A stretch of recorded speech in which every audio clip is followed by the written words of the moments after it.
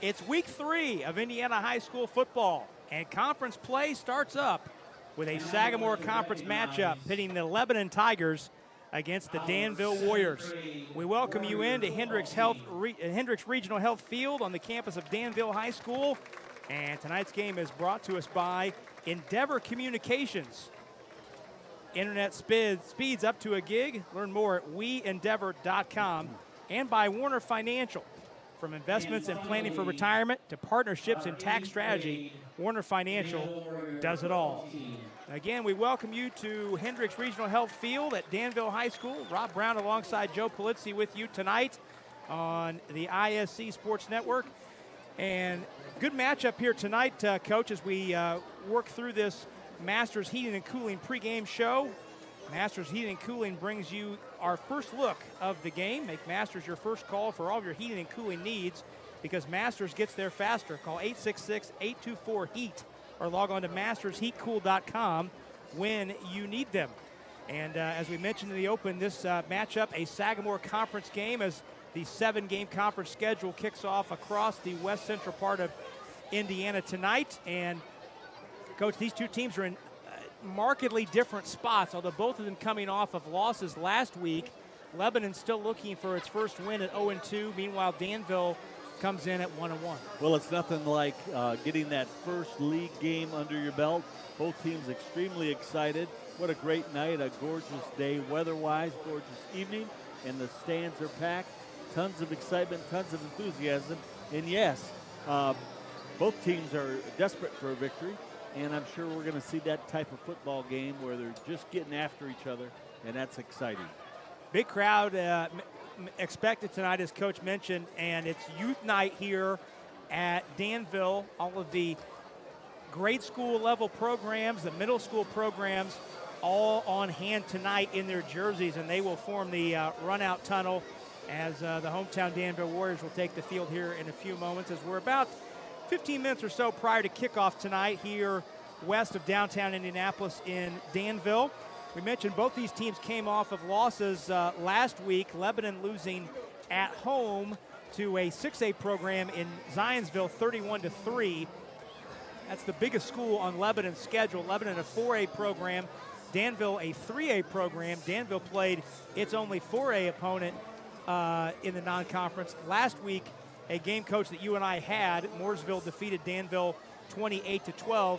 That was a 14-12 Mooresville lead late in the third quarter, so the 16-point margin maybe not indicative of how the game played out for 48 minutes. Well, I think we commented during the course of that game how steady Danville was improving and how much they were going to be a factor toward the rest of their season. I think that we saw they have flashes of brilliance both offensively and defensively if they can take care of some of the things that kept them from winning, which we'll talk about in a minute. Lebanon is they've got a number of players going both ways. That's going to be interesting to see. Fortunately, tonight it's a much better evening than what we saw last night. Both teams, I'm sure, are conditioned for it, but it's just going to be an exciting battle. Well, this conference matchup, both of these teams, both of these coaches, both Jamie Comer and Jeff Smock expressed when we caught up with them midweek that this is kind of a game that both of these coaching staffs circle as, if you can get this win and start off conference play winning this specific matchup, you can really go a long way to set yourself up to win a league title. That is so important, to get on top of it all to start with rather than playing from underneath 500. It's absolutely right. The team that gets this is definitely going to be on a launching pad for a great year and a shot at a conference championship. Last season, Lebanon went 5-2 in the league and finished third. Meanwhile, Danville, with a down season conference-wise, finished 3-4 and tied for fifth. Tri-West and Western Boone both finished 6-1 in the league. Tri-West winning the league title by way of defeating Western Boone in the head-to-head. So these two teams looking to get off to a good start in conference play. We're going to go ahead and step out for the national anthem. We come back, we'll have Coach's Keys, and we'll take you up to kickoff from Danville as it's Indiana High School football on the ISC Sports Network. Hi, I'm Jason Warner. And I'm Christy Calderon. At Warner Financial, our vision is to redefine what it means to partner with a financial institution. We bring together expertise and dedication with a relentless focus on your financial success. Our drive is to create a strategy that aligns your unique goals by crafting tailored financial solutions to guide you through life's milestones. Together, we'll navigate the complexities and turn financial challenges into opportunities. Reach out today for a no-cost consultation and experience the difference of partnering with Werner Financial. Food, shelter, fast Wi-Fi. It's all we really need. Good thing Endeavor has the fast, reliable internet it takes to power all the Wi-Fi hungry gadgets in your home. All at once. With speeds up to 10 gig, get smooth HD streaming video, gaming, music, and surfing, all with no waiting, no buffering, no kidding. Call or click WeEndeavor.com and upgrade to Indiana's fastest internet today. Ball here. Harris scores. With 19 seconds. Fake players, big boy. I'm telling you right now, that's awesome. I love it. Oh! That's the finish. You get a layup, take it, and an and one.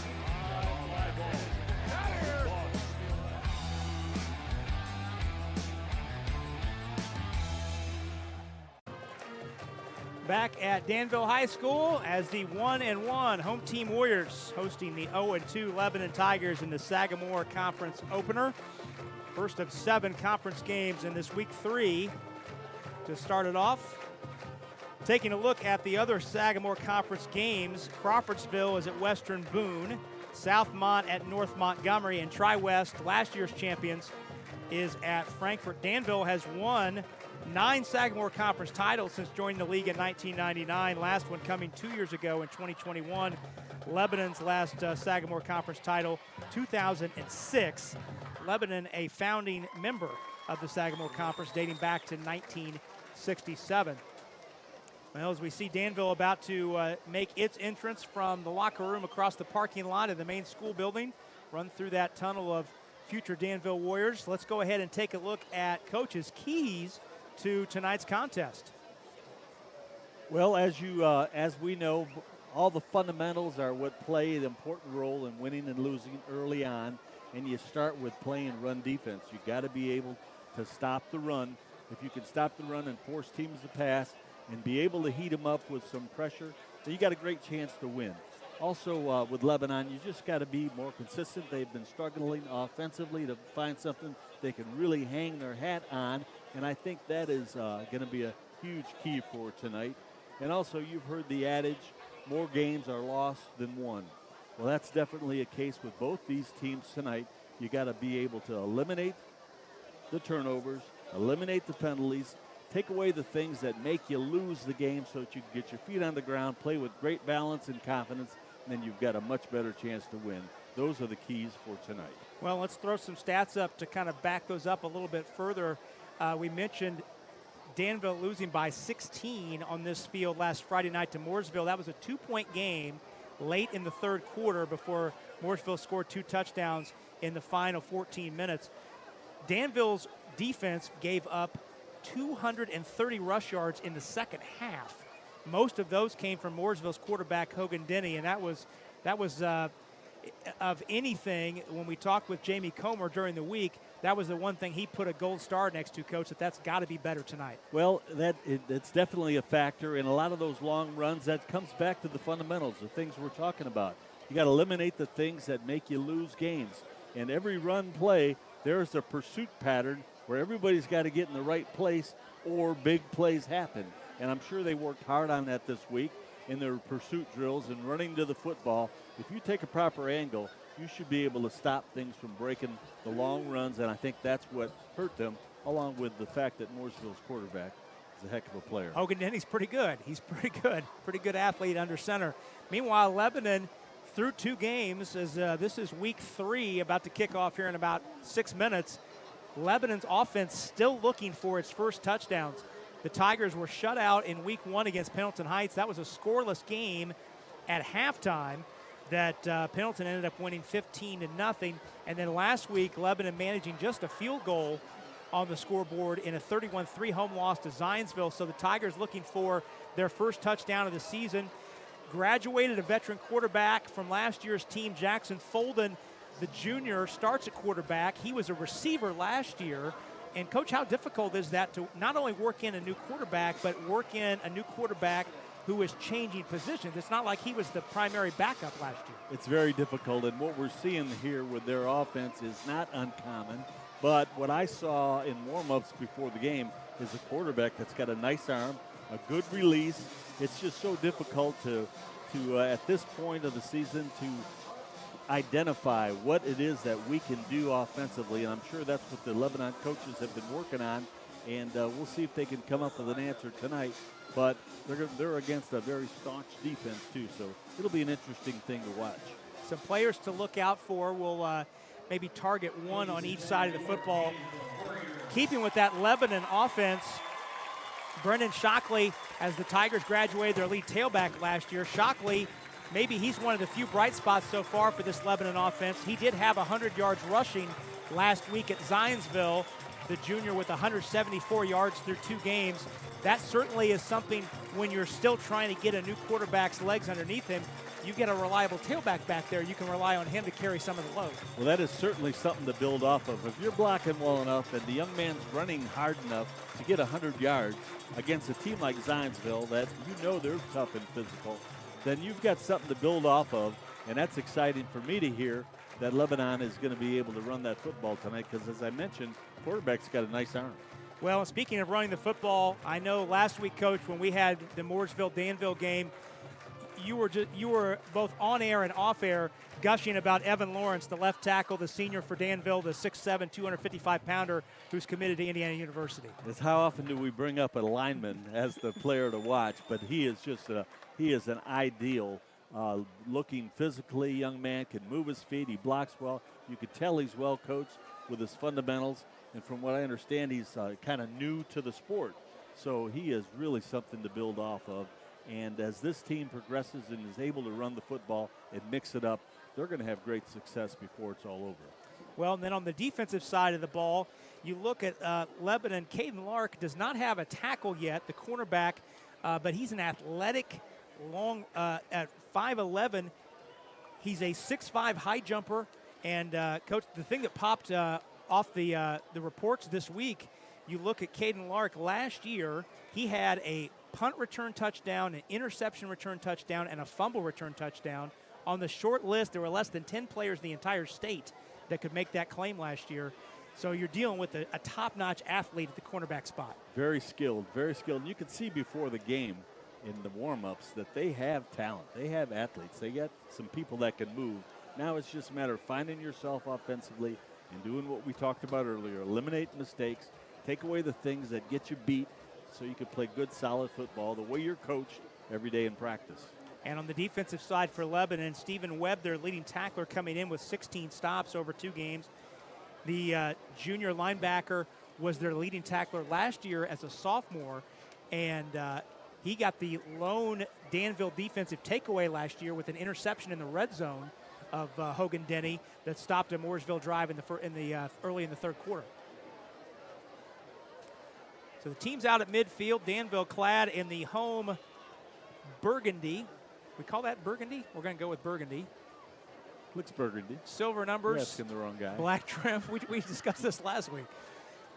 Lebanon in the traveling all whites with the black numerals and lettering and the gold trim. Just love seeing all the youngsters out there lining the field. That's just a mark of a great program. Everybody talks about culture. Danville's always had a culture. They have traditionally been very, very strong in football, and you can see why. It's important to the administration. The fans have packed the stadium, and you're involving the youngsters, and that just makes it a fun night and also an exciting night with a lot of enthusiasm. Well, Lebanon has won the toss and elected to defer to the second half. So Danville will get the football first. Sunsetting as this field runs north-south, sunsetting over our shoulder here behind us in the press box. The shadows will grow longer across the field toward the visiting sideline as the evening moves on. Beautiful night, second week in a row. We've had a really comfortable evening, and that is not the usual MO the first couple weeks that this season beginning in late August and Labor Day weekend. more than a few Friday nights over the years on Labor Day Friday night where it's been north of high 80s, low 90s at kickoff, but a pleasant 83 and sunny tonight. Yes, this is absolutely gorgeous, and it's so much of a relief, I'm sure, for all the coaches and trainers, and particularly the players, that they don't have to worry about overly concerned with being dehydrated and cramping up and all those things. So they're going to be able to just stay fresh and stay loose and play some football. Joel Acton, who handles the kickoff and the PAT duties for Lebanon, will kick it away. Grayson Wilson and Teak Tanksley deep for Danville. Tanksley had a couple nice returns last week against Mooresville. Yep, the tank, he was definitely a factor. He was involved. Last week. He was heavily involved on both sides of the football. Acton about ready to get this one underway from Danville. Happy you're with us on this Labor Day Friday week. We got a great weekend planned and glad you're starting it with us. Sidewinding kick is taken by Wilson at the 15. Working his way up that left hash and brings it out across the 30. Good field position for Danville. He pretty much said, heck with the wedge, I'm going to make my own way, and he got a nice return out of it. There's the starters. Connor Soper, the junior, the second year under center, comes in 347 yards passing over 2 games and 4 touchdowns versus 2 interceptions, both of which he threw last week. It's called 3 interceptions, excuse me. As Acton was late getting the tee off the field, so now we'll get set to go. That happens, doesn't it? Every does. game. It seems like every game, even in the NFL, you see that. Soper under center, and Jack Robinson barges ahead for a couple, or Sean Robinson, excuse me, on the first down run. Robinson, the leading rusher for Danville last week, had 48 yards on 10 carries. Take a look at the Danville defense. Tage Williamson, number 22, is their leading tackler, coming in with 14 stops. The junior linebacker. Danville plays a 3-4 set. Big number 66, Eli Bridges in the middle, 6'3", 310-pounder on that nose. He is a load. I'm anxious to see him tonight. He plays both ways, center on offense. Soper drops on second down, and the pass in the flat is overthrown, intended for Ross. I'm thinking there's some jitters going on right now. The first trap play was good for a couple yards, and they try to keep the Lebanon defense at home without pressuring too much. We had a guy open there on that crossing route. Get your feet on the ground, start playing some football, and a big third down to start off this football game in the first quarter. 3rd and 8 for the Warriors. Game's first possession.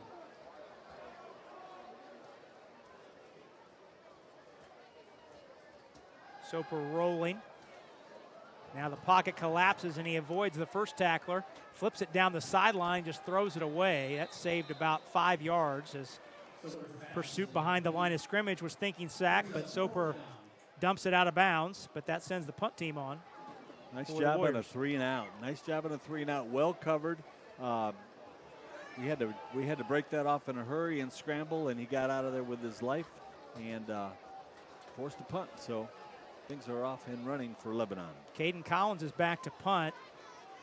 Danville punt team had a bad snap that stopped them inside its own 10-yard line, gave Mooresville a very short field. Collins with a rugby-style kick, and it's blocked. Recovered by Danville, but it will not matter as the block punt. Collins tried to go rugby-style, and he kicked it right off the back of a Lebanon player. And Lebanon in business with a very short field, just 57 seconds into the ball game. Yeah, he ran right into the pressure on this kind of scramble kick. Ran right into the pressure, and nice play defensively to get through and make that. And they have excellent field position to start off this first offensive drive. So Lebanon begins on the Danville 32-yard line.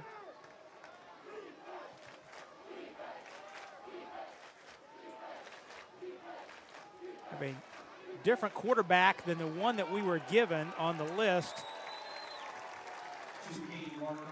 if he is and a that's quarterback. Caden Lark. He's a nice-looking athlete. Caden Lark with the running play. Well, that was a designed kind of wildcat look with the wide receiver lined up as the quarterback. The listed quarterback, Jackson Folden, was on the field for that play. But Lark with the design run is stopped for a loss of 4. You know, you work all week and you come up with a great play you think is going to stun them on that first play, and defense gets penetration and stops all those wishful thoughts. Now Folden in shotgun, and flags fly. Pre-snap and delay of game. Well, we're seeing these issues already. The whole point is to eliminate the things that make you lose. A block punt, penalty here. Eliminate those things so you can play some football. So a loss of 4 on the first play from scrimmage, 5-yard penalty. Lebanon looking at 2nd down and 19. And come to the line with 5 seconds on the play clock. Pass is through the fingers of Trey Reese, incomplete. Nice call, the quick slant. It was wide open against that zone coverage of the Warriors. Play that you got to have, and the correction is Trey Rice, number 3, spelled R-I-E-S. Trey Rice, the senior. Pass went in and out of his hands. Pretty well thrown and well thought out. The route was perfectly in the spaces, in those voids that are always there when you play in zone. It is Trey Reese. We've just been corrected. Pass in the flat over the head. Bram Langenbartle's in the flat, intended receiver.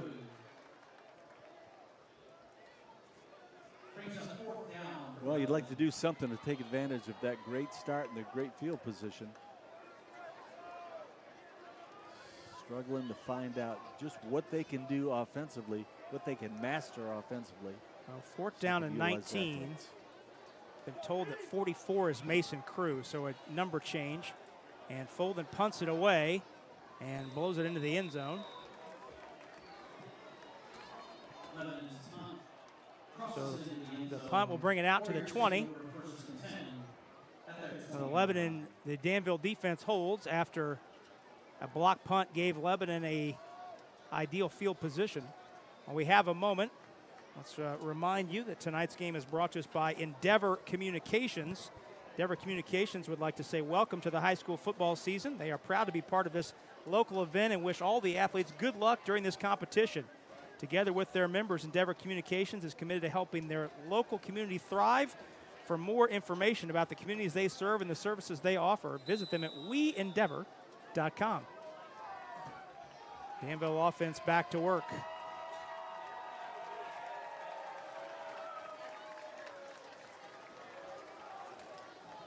Robinson again on the carry, able to slash his way out across the 25. Good Nice first down carry there. Nice physical off-tackle play. I think they have decided that they're just going to be physical with this team.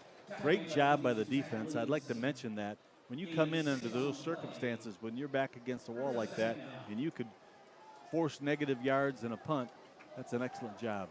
Tag Williamson on that last stop. Give to the first man through. That's Woolsey with the second effort. He's got a first down as he lowers the boom out across the 30. Good hard run and inside trap. That's you could tell how they want to block that big fella in the middle. They're going to block down and run the trap. That's the second time they have tried that call, and this time it hits beautifully. Pickup of 8. Good hard run for Ethan Wooten, who had a 75-yard touchdown catch last week. Did Wooten, running right down the middle of the field, uncontested. First down of the night goes to Danville. Soper looks over the middle and underthrows his intended receiver. It had to be a bust of some sort. Whiteout was running a streak. Quarterback threw the stop. Again, the things that that make you lose, the things that put you in a hole. Let's work to play in harmony and take away those things. Sutton Fullwinder was the intended receiver on that first down throw. Soper 0 for 3 early.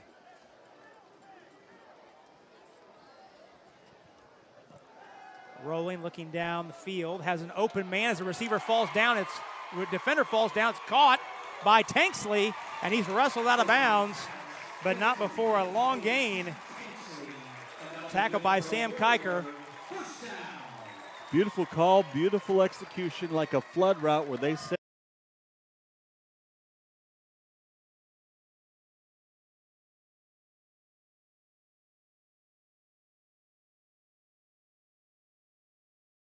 Down to the Lebanon 29. First completion of the game for Soper. Gives to the running back across the formation. That's Woolsey with the stop and go. He's hauled down shy of the 25.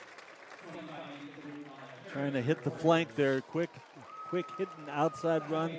Well blocked. What they're trying to do, as you can see, is run this defense back and forth, sideline to sideline, and then also hit them deep. Good job with the offensive play calling. Mason Crew on the stop. Again, Mason Crew was listed in our program at 25, but he's wearing 44 tonight in white. Playing a linebacker spot / H-back for the Lebanon Tigers. 2nd down and 6. Robinson picking his way down near the 20. Setting up 3rd down and short. Spot him just shy of the 20 at the 21. 3rd down and 2 after pick up a 4. Well, this Danville staff has obviously found some things they want to work on. They're loving the trips formation and running to the tight end side. They're getting kind of a outman situation there, and that's been very effective for them. Let's see if they can punch it in. 3rd down and 2 at the 21-yard line. Soper tried a hard count there. 4 seconds on the play clock. Nope. And they didn't get it off. Nope. So each team with a delay of game penalty in the books in the first quarter. But the playbook on 3rd and 2 looks dramatically different than the playbook in 3rd and 7, Coach. Exactly. And they kind of outsmarted themselves there. They saw that linebacker cheating up. He wanted to check and change the play, just didn't have enough time to do it. But you're right, it's a whole different ball game at 3rd and long. 3 receivers all to Soper's left on 3rd and 7. Looking that way. Flush in the pocket, and he's going to be brought down. Brought down and sacked back at the 33-yard line. So Lebanon is answering with some good defense. It was supposed to be a quick hitter. Quarterback held on to the ball, had to pat the ball, and that always causes trouble. Linemen are blocking for a quick, and the quarterback is patting the ball back there. That is a bad recipe for offensive progress. Arson Maponda on the sack. 6'3", 205-pound sophomore, number 59, credited with that sack. So it was 3rd and 2. Now with the penalty in the sack, it's 4th and 14. At the Lebanon 33. Flag flies, no whistles blown. I don't think the play clock was where the Crew wanted it before the ball was snapped. So no penalty, they'll just reload this here. Gave him a chance to see what the coverage was and maybe call a different route. There are no great routes on 4th and 14. But I'm sure they're going to have an opportunity to get into something they more like. 2 receivers to the right, 1 left. Lebanon crowds the line, sends a blitz. Picked up, Soper going to double coverage, and it's knocked away. Trey Reese went up to knock it away on a pass intended for Caden Collins. So we've seen both defenses step up and put a stop to what looked like a lethal situation. Very good job for Lebanon defense. Got some pressure on the quarterback, really covered that route beautifully. We got a game on our hands. Defense is stepping up the first couple drives of this first quarter. Definitely some missed opportunities with field position and momentum, and good defense stops that every day of the week. Lebanon back at it for its second possession. Give to the tailback, Shockley. He stutter steps into the secondary. He's out across midfield before he's escorted out of bounds by Carter Pruitt. Bringing it back, somebody moved out there. So that will be wiped away. We've got a hold. Hold on the Tigers. So what was a nice first down carry by Shockley.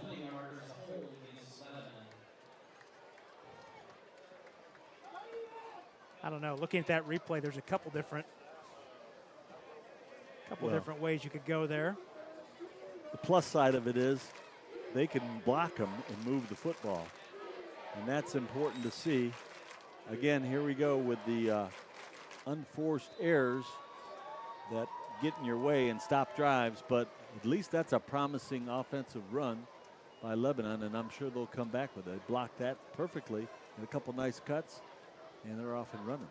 Hold was right at the line of scrimmage.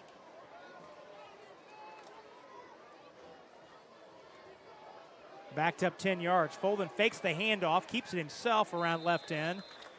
Makes back 7 of the 10 penalty yards out to the 30.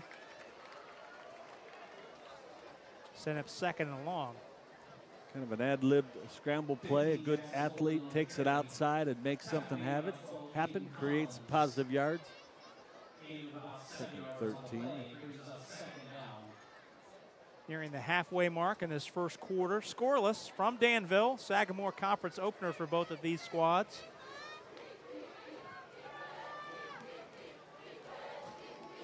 And Lebanon very late in the play clock to get to the line of scrimmage. Folden takes the snap with 4. Pass in the flat, set up and caught, but then immediately decked. First man there to tee him up. Very, very dangerous throw for a couple reasons. It could get picked, or you could get somebody hurt on that. You want to know exactly what coverage they're in before you throw that quick hitch like that. They happen to be sitting that corner. He reacted very well, disrupted what could be an interesting second down play. Now they're third and forever.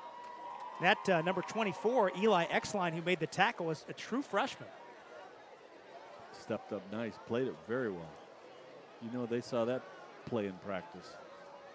Third down and long. Folden forced in the pocket, and pass broken up. Almost picked off. Knocked down by the big left hand. Well, a good call. They tried to set up a screen pass, but it was read so perfectly well. 51 on defense was all over it. Swatted it down. It's a good thing he did.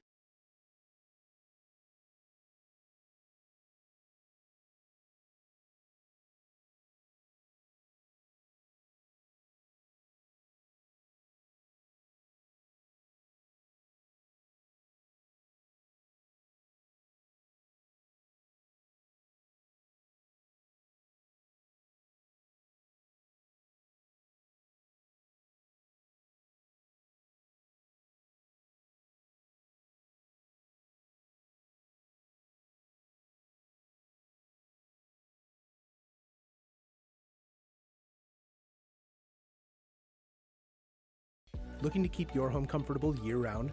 Look no further than Masters Heating and Cooling. Right now, you can save up to $2,599 on new system installations with 0 down and up to 72 months financing. That's unbeatable value and unbeatable comfort. And if you're just looking to maintain your current home comfort system, we've got you covered with a $69 tune-up from Masters. Don't miss out. Both offers expire April 30th. Contact Masters Heating and Cooling today and experience the ultimate in home comfort. 5:15 left here in the first quarter at Danville High School, Hendricks Regional Health Field. Great crowd here on a Friday night.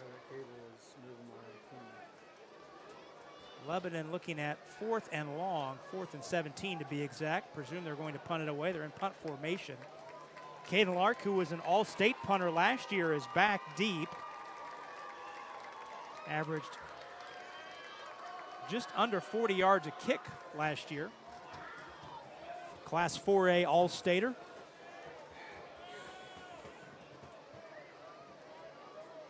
There's a man deep for the Warriors at the Danville 40. Oh, high snap. Lark has to float back to get it, but he's got time to get away. A low twister that takes a hop and then right turns out of bounds in plus territory for the Danville offense. Well, that was a good recovery by the Tigers. It could have been big trouble. Athlete enough to make a play and get it off and at least make him work half the field. So the ball marked at the Lebanon 47. So this the third Danville possession, first one to begin in plus territory. Ball spotted far hash. Soper under center, the junior quarterback, Connor Soper. Pitch back to Woolsey. Tries to get that right edge, turns it upfield for a couple. Ethan Wooten, excuse me, not Woolsey, Wooten, Ethan Wooten. Jay Pollock on the stop. Nice job playing power football. Two safeties, they're going to run the ball, and that's been pretty much their recipe so far. Good yard. 3 carries, 16 yards.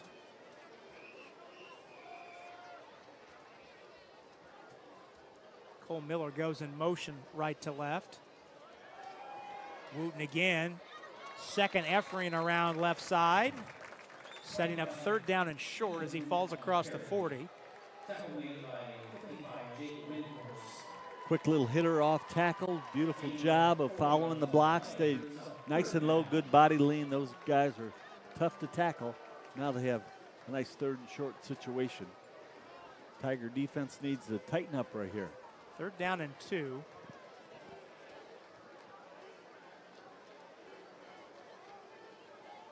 Miller again goes in motion. This time sets up on right end. Give to Robinson. Stutter stepping his way off of left guard, and he's got a first down to the 35. That's an improvement off of last week. Their short yardage offense got them in a little bit of trouble last week. Good job of coming off the ball and hard running and picking it up and moving those chains.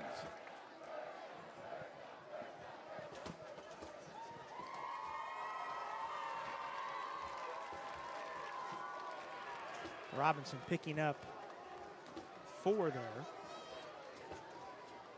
First and 10.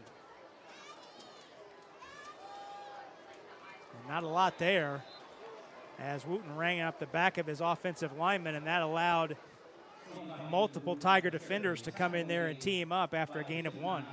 Well, they tried that inside trap again. There's a new middle guard in there. A little bit of size difference. So they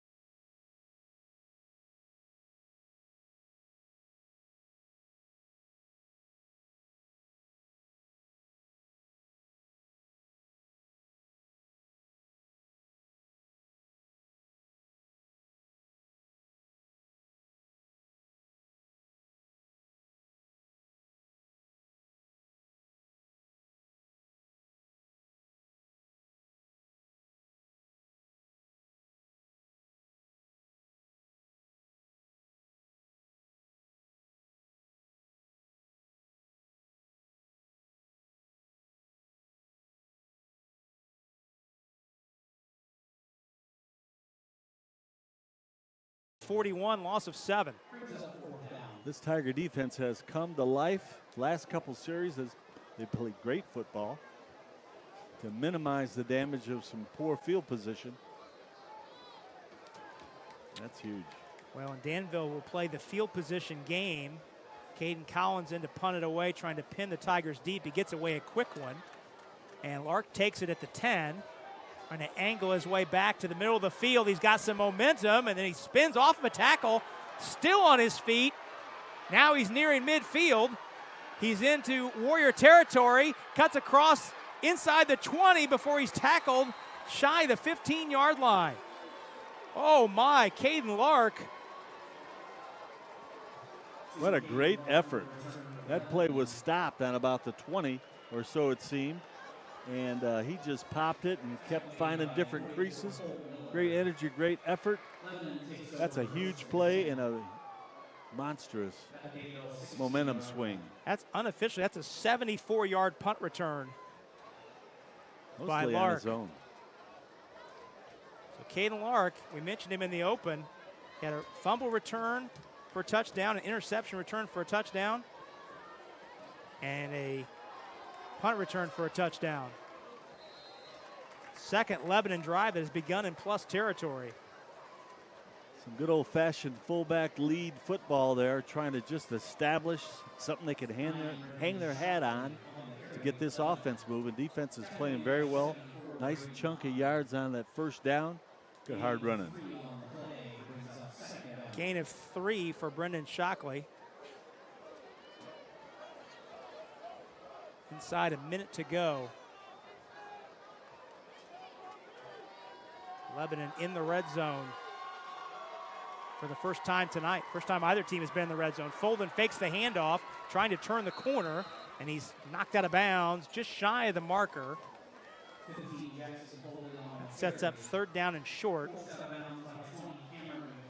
Excellent compliment to that fullback lead. They ran on first down. Quarterback pulled it, saw a wide open corner, took off running.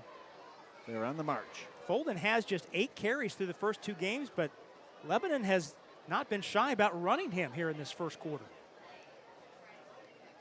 Trying to find something they're good at, and I think they have located that. 3rd and 3 at the Danville 9. Shockley seeking the line to gain as he falls forward, and I think he's spotted a yard. Yep, he's going to be a yard short. Quick hitter, it's tough moving in there. It's a physical defensive line that Danville brings out. And they're going to let the quarter expire. Yeah, game clock winding down. Final 10 seconds of the quarter, and no gain on the play. Danville and Lebanon scoreless at the end of 1. On the other side, Lebanon with the big decision. 4th and 3 from the Danville 9 to start the second quarter when we return after this pause. As you're watching Indiana High School football on the ISC Sports Network. Irritated by your internet provider? Have no fear. Endeavor is here with eForce high-speed internet. Download speed? No problem. Download an HD movie in seconds with our remarkable gigabit speed. Endeavor not only provides the latest fiber optic technology, we're also here to help you use it. We also provide television, wireless, security, and telephone services with outstanding local support. Give us a call or visit weendeavor.com to see if you're in our service area. Endeavor Communications. Technology for real people. Leaps a man, still on his feet. Stevens lunges. Are you kidding me? Champions of Marion County. Unbelievable. Touchdown. Living up to that last name. Wabash has the lead for the first time today. Said that was going to be a highlight reel. Oh, baby. Yeah, you can celebrate after that. Biggest play of the game thus far coming up. 4th and 2 for Lebanon at the Danville 8. Scoreless first quarter. Lebanon, its 3rd possession, 2nd one to begin in plus territory, set up by the 74-yard punt return from Caden Lark. Shock, Folden drops, looks, throws in the flat, caught. Out of bounds, short of the goal line, but that's enough to move the chains, as tucking out of bounds with the catch is Jay Pollock, number 19, his first catch of the night. That's a first down and goal situation, pickup of 3. Boy, oh boy, they needed 2 and they got 3. Beautiful call, though. I mean, they flooded the short side of the field, ran a flood route where everybody ran quick outs. Quarterback did a nice job of buying some time for himself, getting some width, and delivering the football with a yard to spare. First and goal at the 5 for Lebanon, trying to crack the scoreboard first. Shockley straight ahead on the carry, and he runs right into the chest of the big All-Stater, Evan Lawrence. And his friends come in to carry it, to clean it up. Andrew Smith, 51, also in the stop, but Lawrence the first man there. Big, strong, physical on the inside. They tried that quick trap, trying to catch them, maybe coming upfield, and got too much penetration to make that a minus play.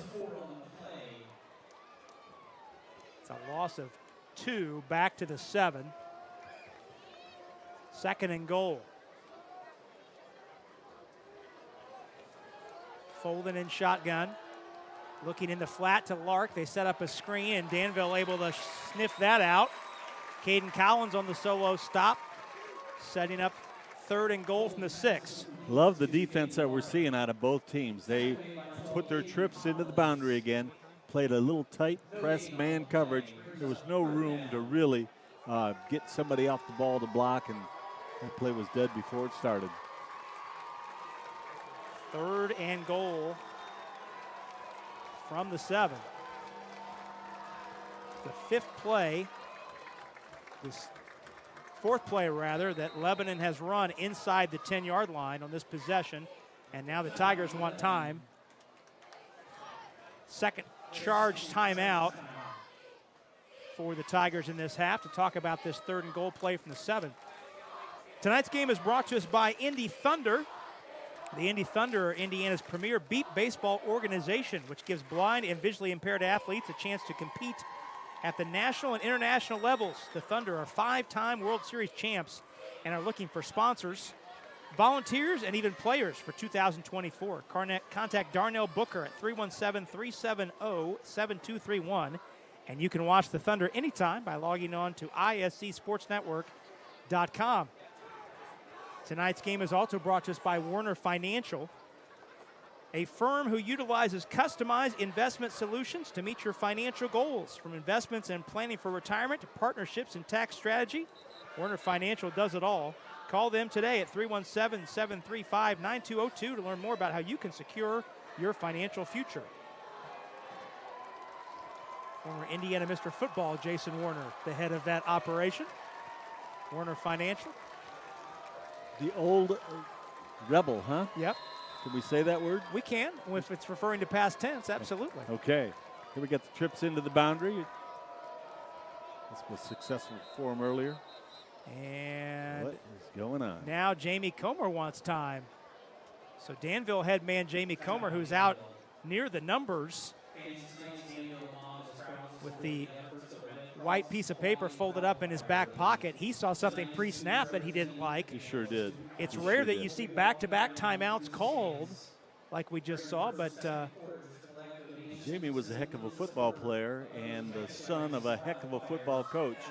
He knows what he's doing out there. He saw the trips into the boundary. He didn't like the way they stacked up and lined up and wanted to get that fixed right away. Jamie played for his father, Brett, at Brownsburg before playing collegiately at Indiana University, or at University of Indianapolis, excuse me. Started at Illinois State and then finished at UIndy. Had a great career with the Greyhounds. Football family, gotta love it. Entrenched here in Hendricks County. Third and goal from the 7 for the Tigers. Folded in the pistol formation with Shockley behind him, a stride and a half. Folden sets, steps up in the pocket, scrambling for the pylon, tucks it in, and he got it in. Beautiful run. Jackson Folden, the first touchdown of the night, the first touchdown of the season for the Lebanon Tigers. And for the first time this year, the Lebanon Tigers find themselves on the scoreboard in front, 6-0. That was a little bit of chess playing by two head coaches. A couple timeouts, a couple different formations. Saw the Danville Warriors jump into man coverage, had a quarterback run called, which was the perfect call under the circumstance. Got it in the end zone. 43, Brady Johnson is on to kick the PAT. High snap. And Johnson knocks it through. Johnson converted the only field goal of the season for Lebanon last week. He tacks on the extra point there, and with 10:31 to go in the first half, Lebanon is on the board first, leading Danville 7-0. Coach, what did you see on that drive, especially this last play? Well, they ran some man coverage, as I told you. Your backs are to the quarterback. When that happens, you're covering your man. This quarterback was smart enough to pick it up. Made things happen. Physical run to the corner. Got to the pylon. That's got to feel good, getting your touchdown, getting some offensive continuity, feeling good about what you can do to move the football, along with playing some fine defense. Tigers have been impressive. Well, given what Lebanon struggles offensively through the first two games, I'd have to think that the mood is pretty high on Jeff Smock's sideline right now. The Tigers had to overcome a little adversity and figure a few things out on that drive, and to come out with a positive result, that's got to do wonders for their confidence. They sure did. They've got their blocking schemes corrected now, so they know what they're doing and how they should be blocking things. Plus, they're getting some outstanding plays, and that's always good when you're playing good defense. So I want to clarify something I said earlier. Brady Johnson handles the field goal and the PAT duties for Lebanon. Joel Acton takes care of the kickoff chores. Acton is on now to kick it away, the 6 foot, 175-pound junior. We'll see what kind of response Danville can come up with. Lebanon certainly has benefited from two of its three possessions beginning inside the Danville 35. Short pop-up kick, taken at the 21. Looking for space and finding none is Porter Prather, freshman. And he stopped at the 28. Those high pop-ups, they're difficult to return, especially if you want to cut it back, because they're right there breathing down your throat. And decent field position. I mean, they're not backed up. 26, 27. Ball at the 27 to start get things moving. Yep, this is the fourth possession of the game for Danville. Tigers won the toss and deferred to the second half. Soper in shotgun for the first time tonight. Rolls right, throws right, and a leaping catch in and out of the hands. Tanksley went up to get it, had it momentarily. Incomplete, second down. Oh, that hurts. A nice aggressive first down call, sprint out pass, ran the levels, had a guy wide open, and it was pretty well delivered. Again, it's just the fundamentals of catching and putting together the basics. How about the switch? We saw Soper under center exclusively in the first three series. Now he's back in shotgun, where we saw him a majority of the time last Friday. Yes, I think he's much more comfortable that way, and I think they can run some more of their offense that they like that way. Pitch to the wide side, and Wooten trying to get the corner, and maybe takes a couple out near the 30. Toss sweep into a tough defense to run that play. The quarterback the corner sat right there, and there's not a whole lot of room to run that. Defensive pursuit was excellent, and they closed that attempt at trying to get outside. Now they're faced with a third and long. 3rd and 6 after Wooten picks up 4. All thirds seem like they're long. If the number's more than 2. Low snap. Soper reaches down and gets it. Has a man spotting up. Caught at the 35. Still dragging tacklers into Lebanon territory. That's Sutton Fullwider. There was a flag thrown right about where Fullwider got across the 40 and made the first down. Nice job on a third down play call. Quarterback very poised, delivered the mail. Looks like it's coming back, Rob. Personal foul on Danville. It has to do with the block that was delivered. See if we can't get a look. The flag was thrown at the 40, so that's about where we anticipate. Yeah, maybe that's what they saw. Well, we see number 44, Cole Miller, getting kind of tangled up there. Back at the 40 with Vincent Laney, number 35. And it's a spot foul, so Saw a little paw to the head a little bit earlier in that route, that play, and I'm not sure if that's what they saw or not. But again, it's a backbreaker. 15 yards back from the spot of where the flag was thrown. So in the stat book, it'll go down as only a 4-yard penalty. So it goes from 3rd and 6 to 3rd and 10 because the foul was committed past the line to gain out at the 41-yard line.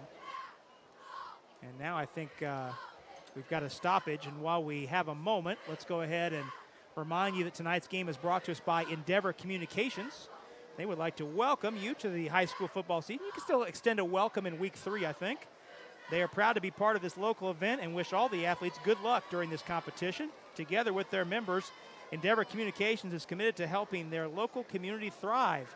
For more information about the communities they serve and the services they offer, visit them at weendeavor.com. And if you are enjoying tonight's game, and why wouldn't you be, reach out to the folks at Endeavor and tell them you would like to see more high school sports of the local teams on Endeavor Communications.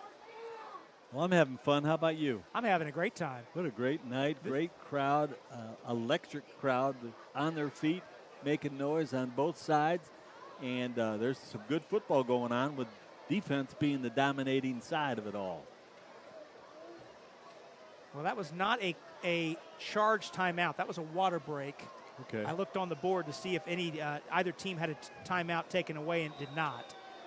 Makes sense. That's smart. So water break called. So we're back to action, 3rd and 10 after the penalty. Soper stands in the pocket, looks, throws, has a man fingertip catch at the 41, and a first down. Jay Scrafton, boy, he caught the back half of the football. He sure did. To bring that in for a first down. He sure did, and the beauty of it all was the way he set up that route. It was a 2 deep safeties. They ran off the safeties down the middle and brought an underneath route that kind of sifted right over the middle. Nice catch, and kept his feet alive enough to pick up that first down. Good call, good execution. Pickup of 15, the second completion of the night for Soper on 7 attempts. 1st and 10, Soper back under center. And dancing his way ahead for a couple is Wooten. Out across the 45 before he runs into the chest of Jake Windhorst. Both coaches are intent on keeping that football on the ground. They want to establish, they know the importance of establishing the will of the line of scrimmage, and they want to keep banging away. Both lines are coming off the ball very well. Wooten 29 yards on 8 carries. Leading rusher for either team. 1.5 into tonight's contest. Soper fakes the handoff, throws over the middle, has his man, it's caught. Running the middle seam, that's Cole Miller. Tigers pawing at the football, but they can't drag Miller down until he's inside the 20. Big gain for another first down, and Danville's in the red zone for the first time tonight. I guarantee they saw that from above. They put the trips into the boundary, and the tight end was pretty much by himself there. Hit that quick hitter to the tight end, and he rumbles, stumbles, and gets great movement inside the 20.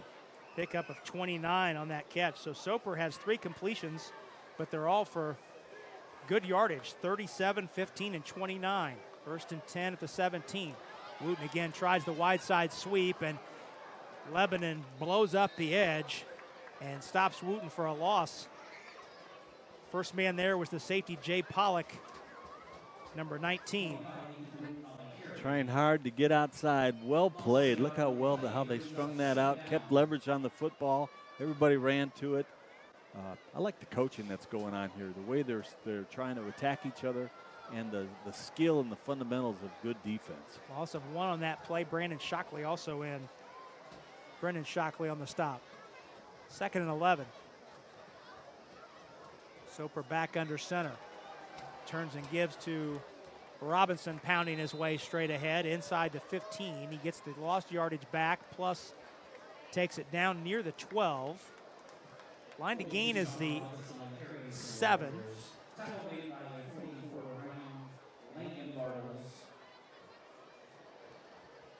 Good hard run. They traded the tight end, brought him to the left side, had a little outnumbered situation, had a good look at some combo blocks and ran it hard ahead at him. Robinson picks up 6. 3rd down and 5 from the Lebanon 12. Soper in the pistol formation with Wooten behind him. Stands in, looks, throws, caught. Collins had it in and out. And did they call that a completion and a fumble? Or did they call that a incomplete pass? Looks like they're going to call it a complete pass and a fumble, because the ball was picked up by Teak Tanksley. Ball was knocked free and came back a yard, and Tanksley fell on it. So it's a recovered fumble. So a completed pass of 4 yards.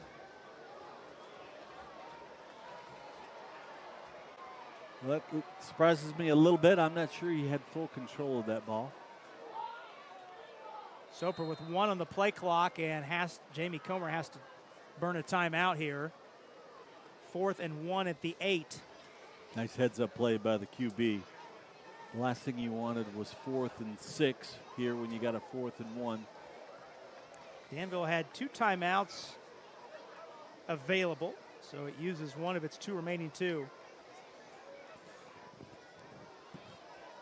So that last play was ruled a catch. Let's take a look at this again. The line to gain the first down is the 7. Caden Collins catches that ball, and he's at the 5. He's got a first down, and they ruled that he did take a few steps forward. What do you think? Trey Reese knocked it free. It looked like he caught the football and then turned his shoulders upfield and made at least 1 step before it was knocked loose. I don't know. What do you think? I think it was kind of hanging on his elbow. I can't say for sure, but we got to go with what was called. You don't think he had full control of it necessarily? I thought it was bobbling around his elbow, but those guys have a better view than we do. This is a great opportunity here. 4th and 1. Well, there We've was got some great momentum going. Because the ball was ruled complete and fumbled, recovered, they gained 3 yards. The incomplete pass would have set up 4th and 5. Instead, it's 4th and 1. Living right. Soper gives it to Wooten, and he walks it in for the touchdown. Nice job, great vision. Super adjustments on the offensive line. They pinched in to stop the short yardage. Everybody blocked down. A heads up back, made the cut, and walked it in.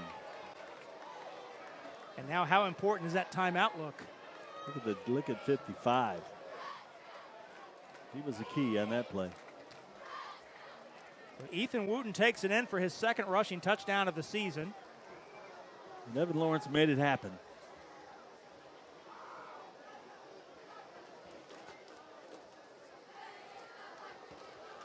The left footer Dylan Simmons is on. And it's blocked.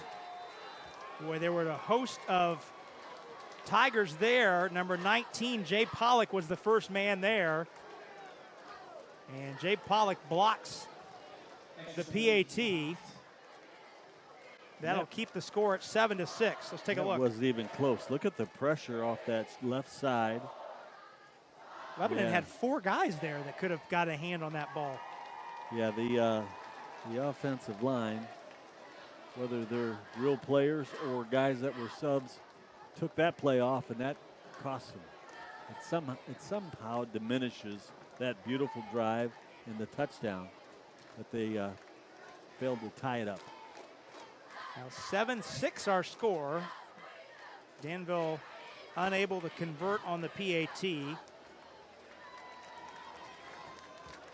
5:53 to go here in half number 1. Each team with a timeout remaining, as you see in the graphic. The yellow circles indicating as such. Rob Brown alongside Joe Polizzi.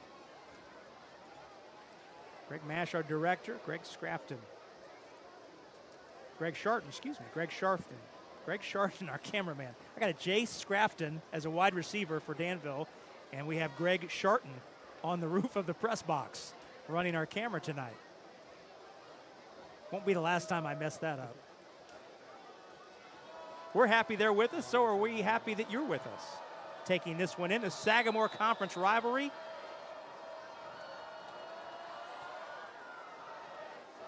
All-time meeting number 31, and a low kick is fielded out near midfield. Melbourne's going to have great field position. I swear the Zoom has 2 speeds.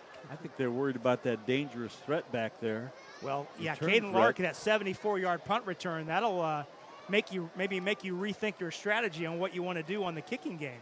He definitely spooked them out of wanting to kick deep, and now they have the Tigers have excellent field position. Well, you look at the 4 Lebanon possessions have begun at the plus 32, minus 33, plus 16, and the minus 43. Great field position for Lebanon in this first half. Let's see if they can put 2 great drives back together, back to back. Pass in the flat for the aforementioned Right Lark. there. And a block in the back as Lark makes the catch, but that will get backed up as everyone in the building saw that penalty. So that will repeat first down. Caden Lark with the catch in the flat. You see the way the secondary responded, like piranha. They were all over it. You know the hitch and go is somewhere along the line coming today. But they were all over that one. So 10-yard backup, third penalty on the Tigers for 25 yards. 2 for 9 for Danville in this first half. First down and long, call it 19. Straight up the middle run and an edge before he's knocked out of bounds. That's Tag Williamson, his first carry of the night. And a good run out near midfield, just shy of the line to gain, but it's an 18-yard carry for Tag Williamson. See, that trap man came through and he had no one to block. He turned it up and led that procession up the field. Might have been thinking a pass down with the long yardage on first and got caught. That's one way to wipe away that 10-yard penalty. Exactly. 18-yard carry on first and 19. These guys Second and short. They're making great calls to take advantage of what's going on. Williamson, another carry, covers up the football in the traffic, falls across the 45. That's more than enough to move the chains. He adds a great deal with nice quick feet. He's got good vision, makes those quick cuts. That's a nice compliment to what they have been doing with their offensive line. Stephen Webb's first stop of the night, the junior linebacker who led Danville in tackles last season, leads them thus far this season. First and 10, Lebanon leading 7-6. Both scorers coming in the second quarter. Jackson Folden, the junior quarterback, in the pistol formation, gives to Williamson for the third straight time, and this time he's turned away in the backfield. Webb, 34, blew that one up with some help from number 74, Braden Hahn.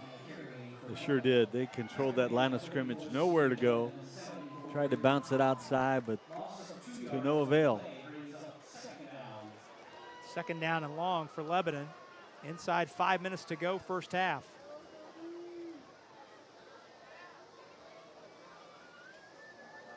Two receivers either side.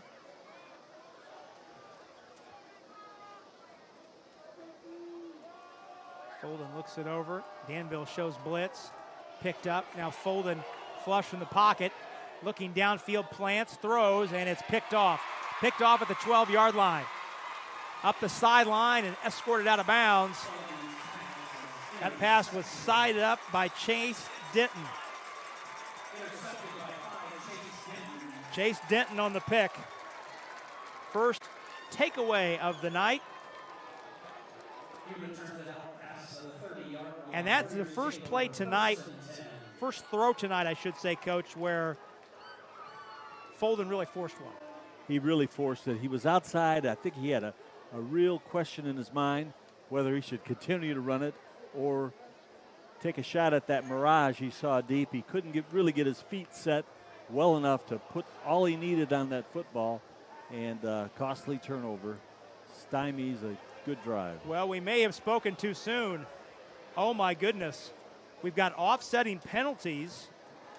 We've got an illegal forward pass called on Lebanon and a personal foul called on Danville, so they're going to wipe away the interception and replay second down. Unless they're saying these penalties took place after the interception. Jamie Comer is lobbying out near the numbers.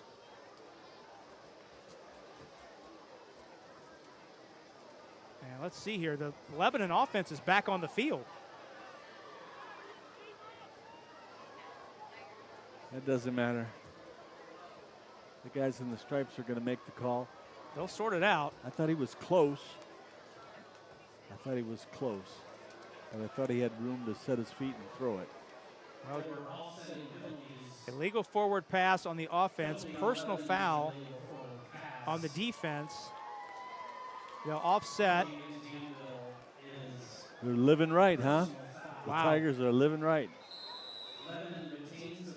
So they'll replay second down. The interception is wiped away. Jamie Comer is beside himself at the 30-yard line with his hands on his hips on the Danville sideline. Williamson, make that Shockley on right edge. Near the line to gain, setting up third down and short as he's ankle tackled by Denton, who had the interception wiped away moments ago. Brendan Shockley's run. Excellent cut, bounced it to the outside. They did a nice job of sealing inside. Great vision, bounced it to the outside. No real support to be seen. And made it a third and medium, we'll call it. Third and pretty short. Down to the 32, so pickup of 9. Line to gain is the 20. Line to gain is the 33. Caught by Lark right at the marker. He makes a move and he's got a first down inside the 30.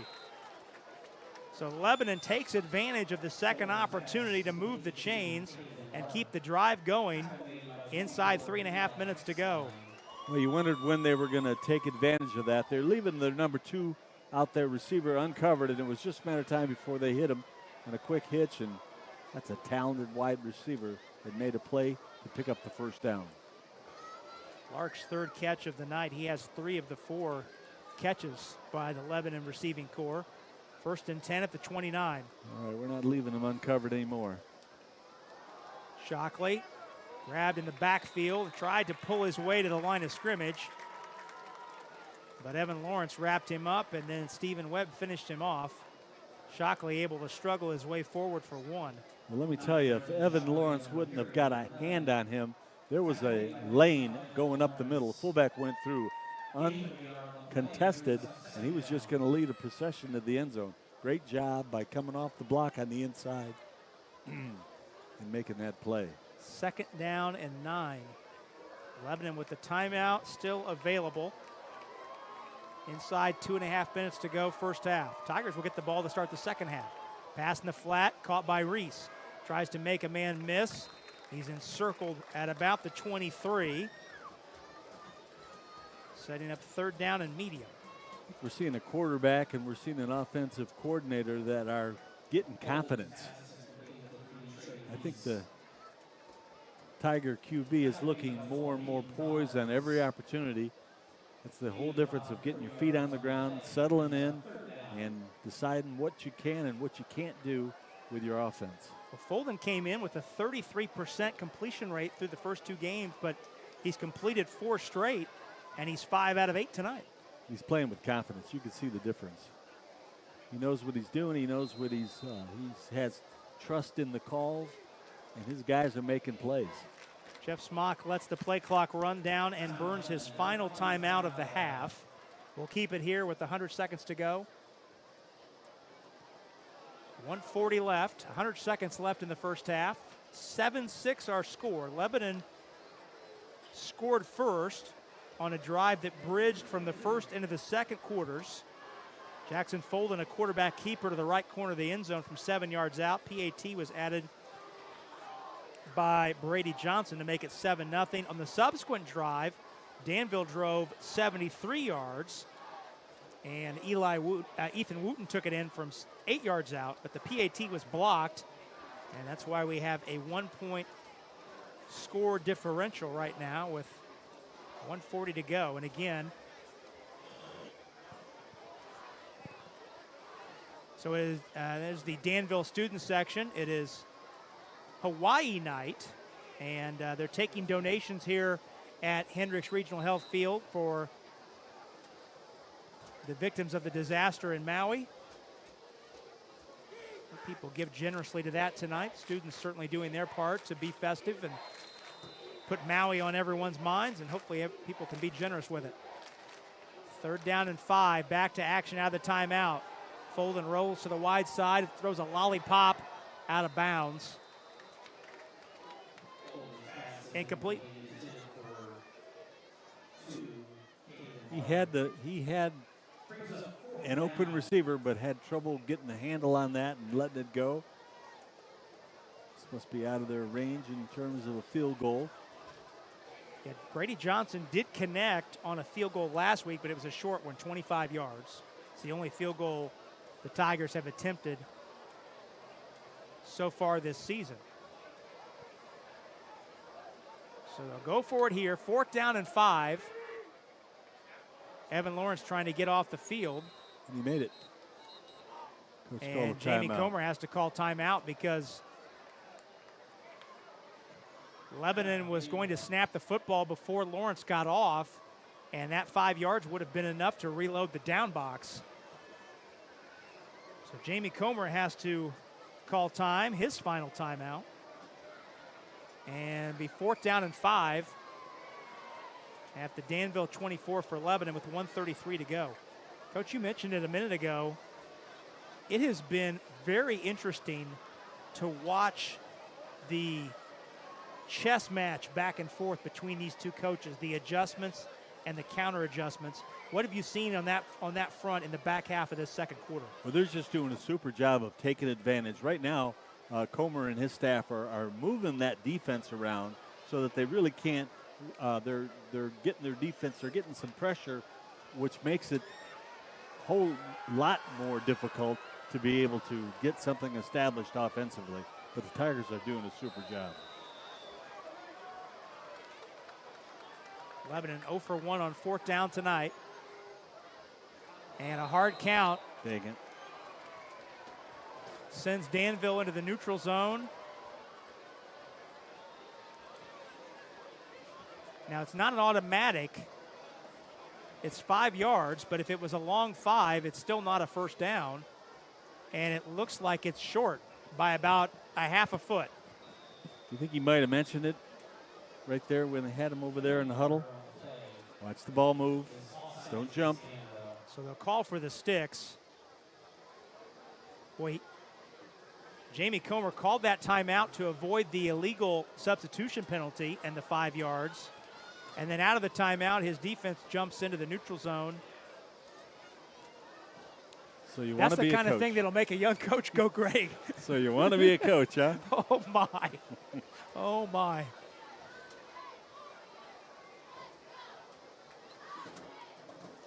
We watched and Lawrence. He is short by a chain link. Short by a chain link. Huh?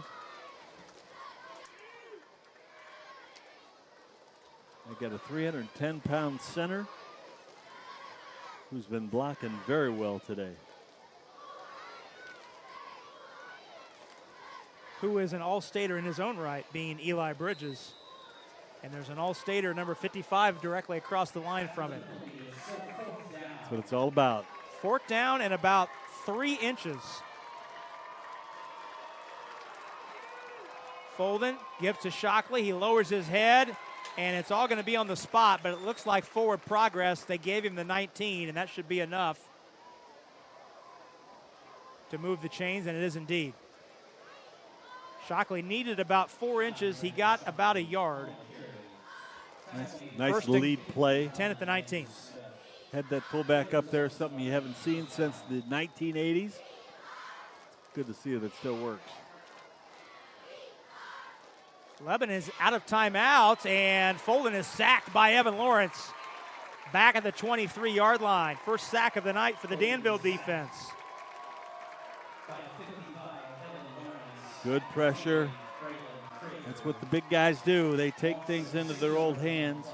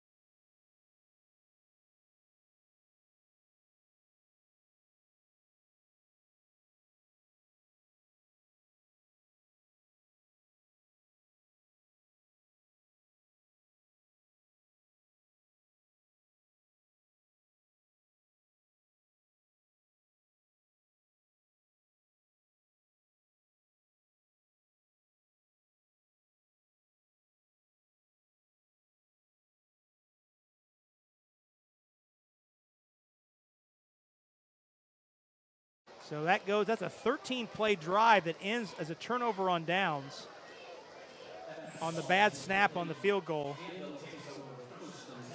Once that ball was lying flat on the ground, that play was over.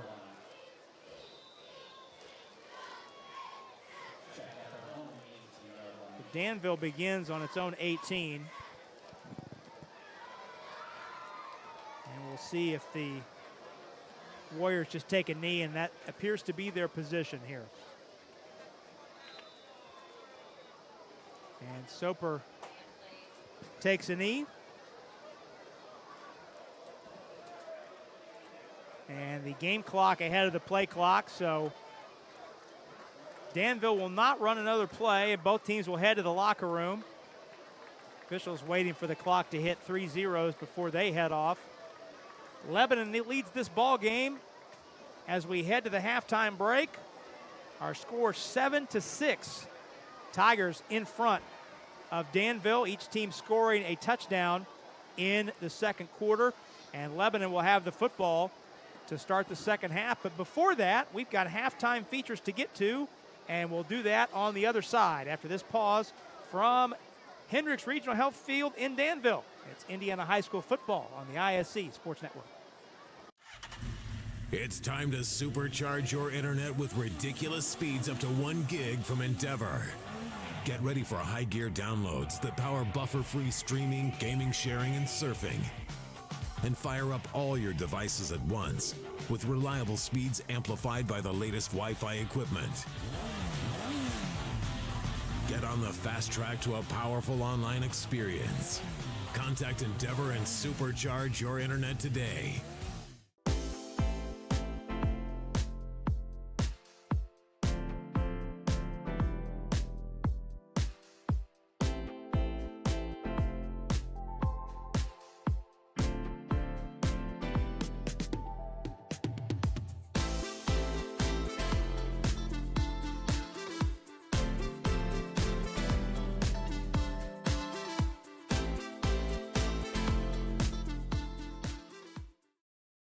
The ISC Sports Network is your home for sports content across the Hoosier State.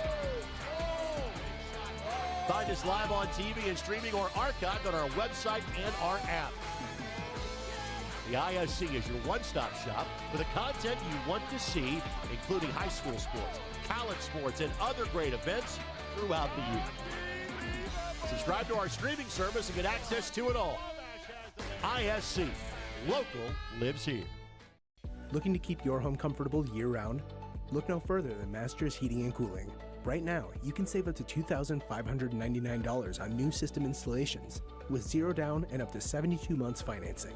That's unbeatable value and unbeatable comfort. And if you're just looking to maintain your current home comfort system, we've got you covered with a $69 tune-up from Masters. Don't miss out. Both offers expire April 30th. Contact Masters Heating and Cooling today and experience the ultimate in home comfort. I'm Jason Werner of Werner Financial. If you're a business owner or high-income earner here in the Indianapolis area, have you ever wondered if you're making the most of every available tax deduction and strategy? Werner Financial is excited to announce our continued partnership with tax consulting firm Strategic Navigators, Inc., a team of skilled professionals dedicated to helping you navigate the complexities of the tax code. Strategic Navigators will guide you through the tax code to save you money each year on your tax bill. Contact us today and let's embark on a journey to optimize your business's financial health. Want lightning fast internet speeds? Choose Endeavor. Go from slow to whoa. From last to fast. And wait to great. Endeavor Communications is bringing the fastest internet speed in Indiana to your town. So you can download huge files in a flash. Stream videos at blazing speeds. And game online faster than you thought possible. Think fast. And contact Endeavor Communications today at join.weendeavor.com. Back at halftime, Hendricks Regional Health Field on the campus of Danville High School. Rob Brown alongside Joe Polizzi and Lebanon. Road team tonight in this Sagamore Conference matchup leads Danville by the score of 7-6. Tonight's halftime show is brought to us by Erdl & Company. Benefit Solutions, log on to erdlandcompany.com to find out more. And by Masters Heating and Cooling. Masters gets there faster. Call Masters at 866-824-HEAT for more information. Well, we take a look at this first half, and if you like defense, we've got defense here in this first half. 7-6 the score, each team with a touchdown. Danville, their response touchdown to pull within one, but the PAT was blocked, hence the 1-point lead for Lebanon. And we'll get into the numbers more in the second segment of this halftime show. But, Coach, if you look, Danville, 5 possessions in that first half. Really, the last possession, a one-play kneel down. So really 4 possessions for each team. And each team was able to move the ball a little bit. Certainly Lebanon had the field position advantage. 3 of Lebanon's 4 possessions, 2 of them began in plus territory, and the other one began out near midfield. So Lebanon had a field position advantage, but certainly Lebanon had, it's not reflective in the yardage, but it sure felt like Lebanon did a much better job of moving the ball when they had to get timely play gains. Definitely, especially that second quarter. They really found themselves, what they can do, what they're good at, what will most take advantage of what the Danville defense has given them. Give the coaches credit. I think on both sides, they're finding things they could do and executing, but I really expect that there's going to be some adjustments at halftime, and they're going to open things up a little bit. They're pounding each other back and forth, and they're sitting here 7-6, and I think the coaches are seeing some things they could take advantage of in the secondary that'll open things up a little more. But it is a physical boxing match going on right now. Each team scoring its first half touchdown on its 4th possession of the game. Lebanon given a short field after a 74-yard Caden Lark punt return set Lebanon up 1st and 10 at the Danville 16. Lebanon took 7 plays to get it in the end zone, but Jackson Folden early in the second quarter scrambled from the quarterback spot from 7 yards out to get it in the end zone. Brady Johnson added the PAT to make it 7-0. On the subsequent possession, Danville drove 73 yards in 7 plays. Ethan Wooten's 8-yard touchdown run, running through a huge hole on that left side to walk it into the end zone. That made it 7-6. Lebanon snuffed out the PAT, blocked it easily to hold on to this 1-point lead. We'll get into specifics, adjustments deeper into this halftime show, but when you look at that first half, Coach, maybe give us a player on each side of each sideline that stood out for you in that first half. Well, I think to me, I'm not sure how much he's touched the ball, but Lark, number 2 for the Tigers, is a guy that needs to be more of a factor, and I could see that happening. He's just electricity, and I could see that happening, him getting the football, making things happen. I would do everything I could as a coach to make him more of an impact. It's going to be tough to nail down 1 or 2 guys from the Warriors, but you know who I'm going for. Lawrence has just been a player, whether he's on offense or defense. He made the key block on their touchdown, and he's making key stops defensively. He's the guy that I get excited about, but they're playing good team football. Well, we're going to take our first break. The Danville Loyalists, including this young man, hoping for a strong second half by the home team. We'll come back, have more from the halftime show after this pause. You're watching Indiana High School football on the ISC Sports Network. Hi, I'm Jason Warner. And I'm Christy Calderon. At Warner Financial, our vision is to redefine what it means to partner with a financial institution. We bring together expertise and dedication with a relentless focus on your financial success. Our drive is to create a strategy that aligns your unique goals by crafting tailored financial solutions to guide you through life's milestones. Together, we'll navigate the complexities and turn financial challenges into opportunities. Reach out today for a no-cost consultation and experience the difference of partnering with Warner Financial. Food, shelter, fast Wi-Fi. It's all we really need. Good thing Endeavor has the fast, reliable internet it takes to power all the Wi-Fi hungry gadgets in your home. All at once. With speeds up to 10 gig, get smooth HD streaming video, gaming, music, and surfing, all with no waiting, no buffering, no kidding. Call or click WeEndeavor.com and upgrade to Indiana's fastest internet today. Ball here. Harris scores. With 19 seconds. Fake players, big boy. I'm telling you right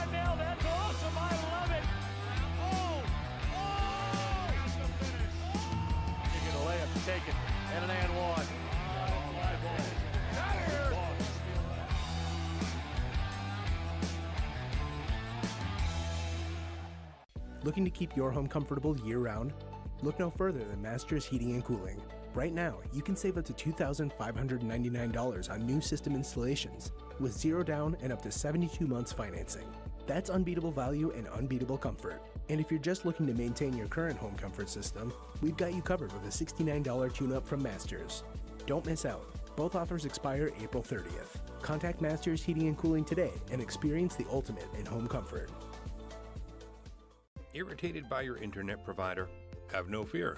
Endeavor is here with eForce high-speed internet. Download speed? No problem. Download an HD movie in seconds with our remarkable gigabit speed.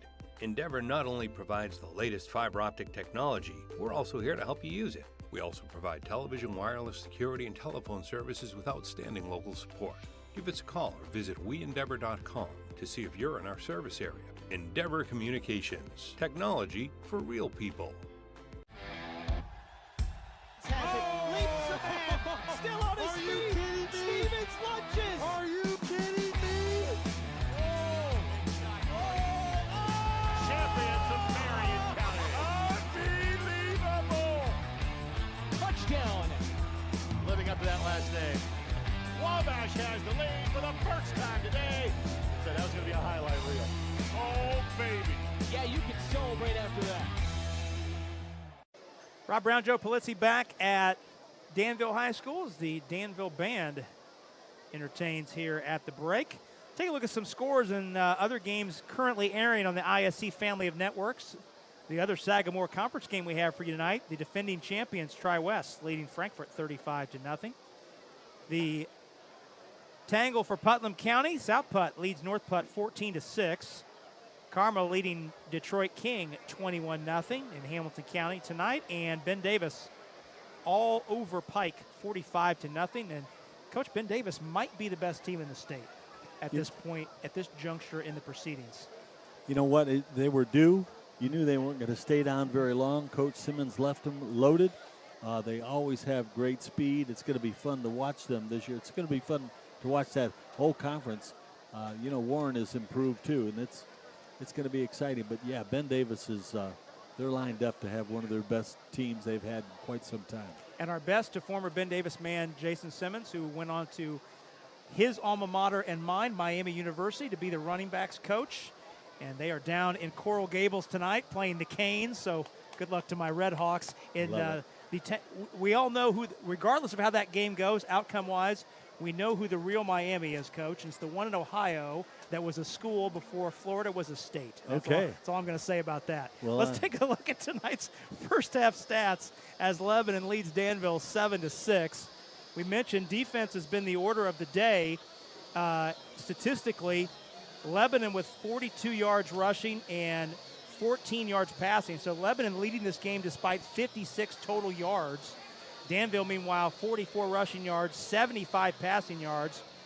Connor Soper, 3 of his 4 completions have been for 15 yards plus. Neither team with a turnover, and Lebanon has the sack advantage 2-1. I think from a passing standpoint, you mentioned, Coach, about opening things up. What are your thoughts in terms of how willing Jeff Smock might be to let Jackson Folden throw the ball down the field? Folden has 5 completions, and his longest completion is 7 yards. I think that's some misdirection in their passing game, and they're capable of that, some play action in their passing game.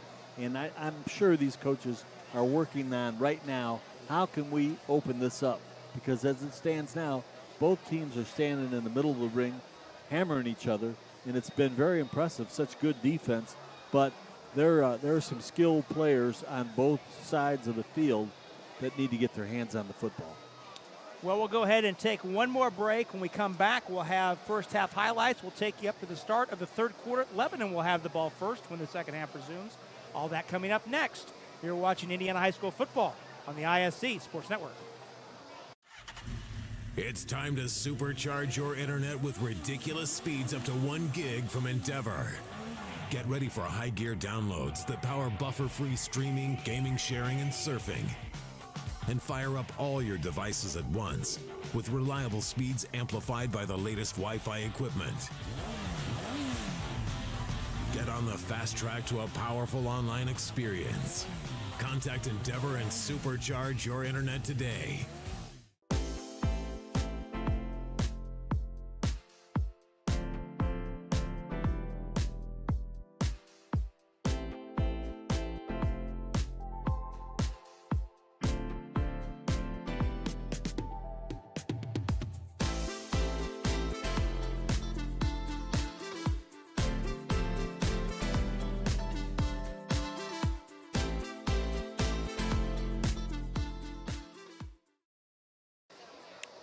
Well, Danville coming back out to begin its warm-ups for the second half. Lebanon leads this ball game 7-6. Let's take a look at some first half highlights. We mentioned defense has been the order of the day. Neither team has forced a takeaway, but take a look. Certainly the most, well, we had a block punt by Lebanon on at the end of the first possession of the night. The longest play from scrimmage was the pass from Connor Soper to Teek Tanksley for 37 yards. That was the longest scrimmage play in the first half. There's one of the 2 Lebanon sacks by Arson and Panda. And then Andrew Smith batting down a third down pass. Here's the most dynamic play of the first half. Caden Lark on the 74-yard punt return. And this is not blocking. This is all individual speed and effort, Coach. It is. It's great will. It's just great desire. And he is a talented young man. So Caden Lark's 74-yard punt return set Lebanon up in good position. Lebanon as a quarter break, and they flipped into the field.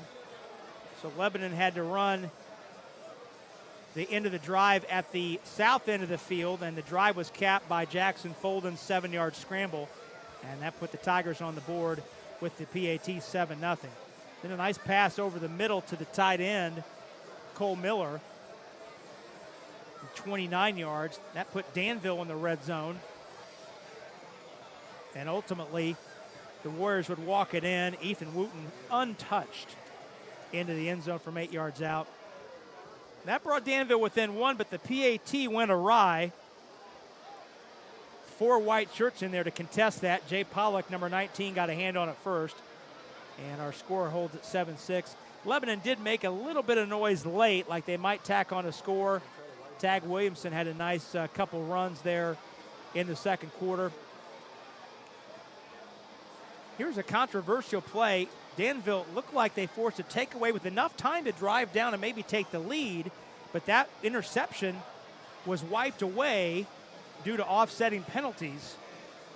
Jackson Folden threw that football across the line of scrimmage, so an illegal forward pass, but then a personal foul downfield wiped away the interception. Lebanon would not turn that drive into points. They had a field goal attempt that went awry and ended up being no harm to Danville, but that was an opportunity because Danville was looking at getting the football back with at least with 2 timeouts and about 3.5 minutes to work with. I think Folden tried really hard to stutter his feet. He knew where he was. He knew he was in danger of crossing that line. Tried to stutter his feet, but couldn't put it all together, put it up, and that was a costly penalty. There's our halftime stats we mentioned earlier. Lebanon ahead despite just 56 yards of total offense. Danville with 119. Connor Soper has those 75 yards on just 4 completions. He's 4 out of 9. Jackson Folden is 6 out of 12. Well, it's always fun to see just what they do, just what they've seen. All the brain trust gets together and says we can do this, we can do that. And the coaches are going to make decisions based on the input, but I could see things opening up.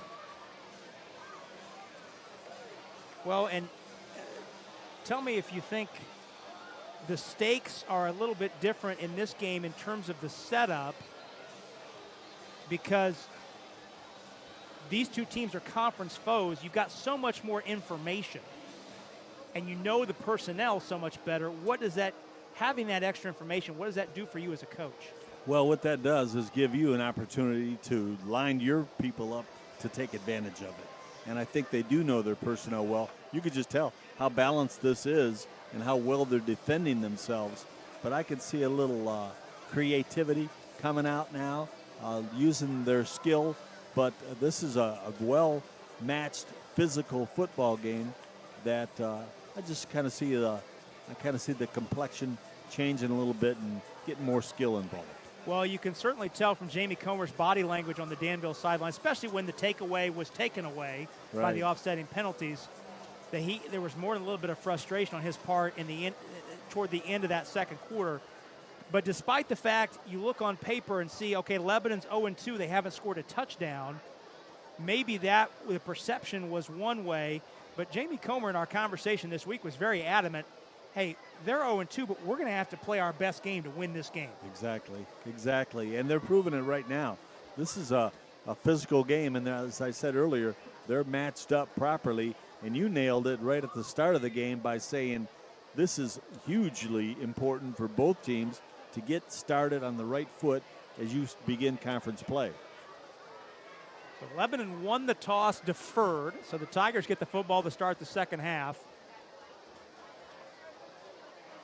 Dylan Simmons, the left-footed junior, on to kick it away.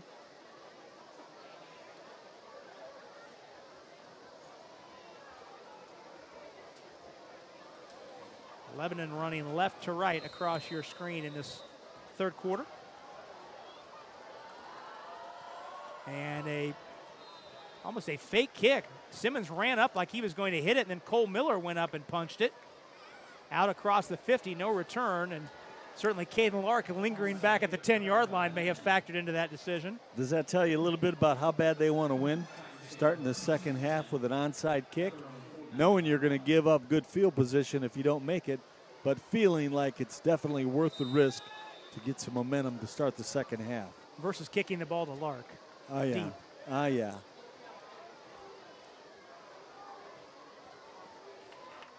First and 10 at the 49. Shockley straight ahead, nothing there. Stephen Webb was waiting in the hole, as was Andrew Smith. No gain. Trying to run that inside trap, and no success, boy. When you see those defensive guys jumping around and clapping, that's not exactly a great thing for the offensive coordinator to see. But they played that very, very well. Danville's solid defensively everywhere in that front seven. Three receivers to the left, one to the short side right. For Folden in the pistol formation on 2nd and 10. Running play as the ball was thrown backwards to Lark. He breaks a couple tackles and able to get across the line of scrimmage for maybe two.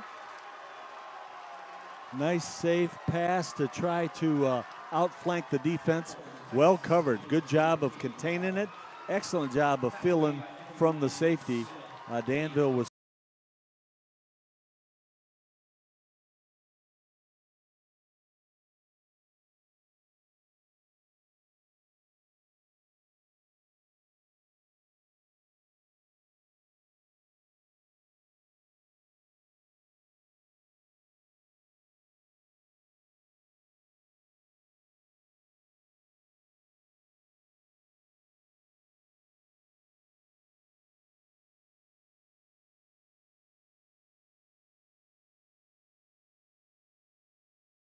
the protection because he was under direct heat right off the bat.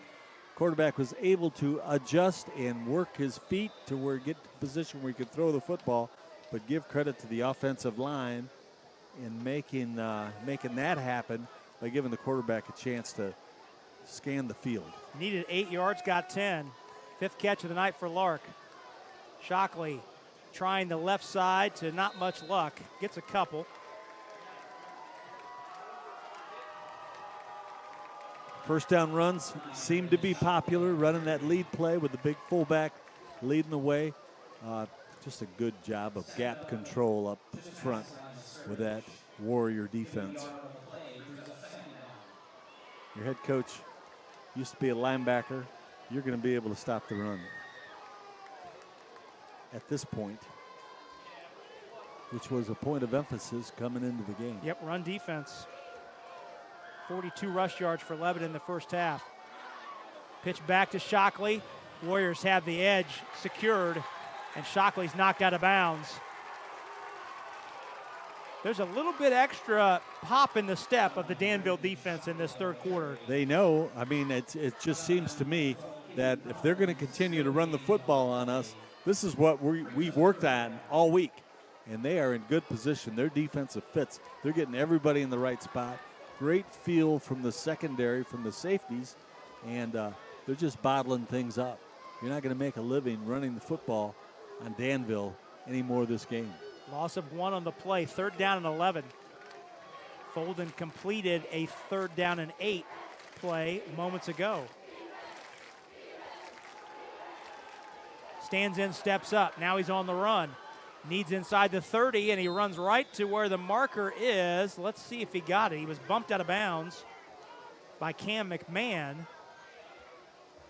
He needed just across the inside the 30. And let's see, our referee eyeballing it, and he wants to take a look. That is very close. Chains on the far sideline as Folden was knocked out of bounds on the home side. Chains are all the way across. What a heads-up play by Folden. That play was the routes were taken away. They were covered, and he made a quick decision to get out of there. And nice quick feet, and as I said earlier in the game, you could see snap by snap how his confidence is growing. Beautiful decision there. Where is he? Just short? Well, we can't get a good look with the Danville sideline blocking our view. Jamie Comer, though, says it's short. He's right there, so we'll take his word for it. 4th and inches? 4th and inches. They converted one of those in the second quarter to keep the touchdown drive alive. Let's find 55 and don't run at him.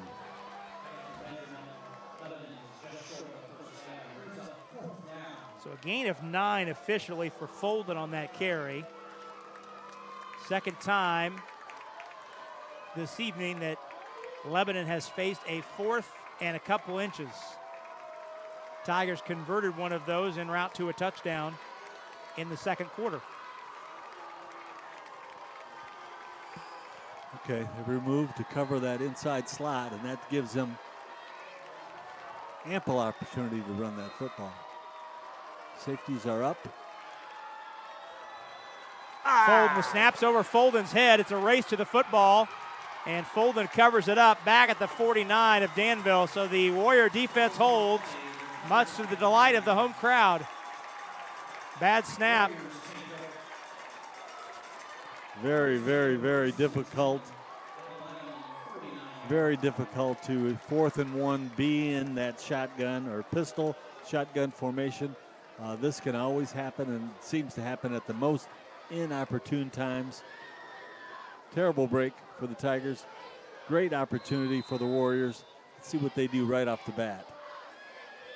It's a loss of 22 on the play. Pass in the flat, caught by Collins. And he's able to force his way down inside the 45. Nice quick hitter, good blocking out in the perimeter, and they just followed that mash up the field. A good positive first down opportunity.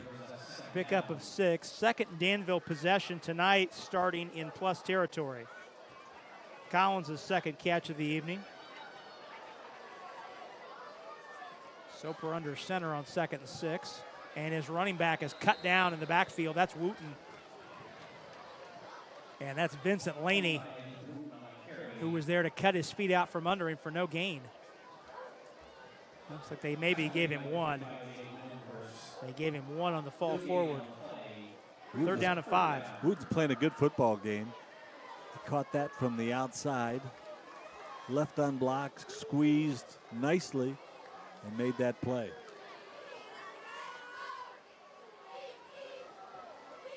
Third down and 5 for the Warriors, trailing 7-6.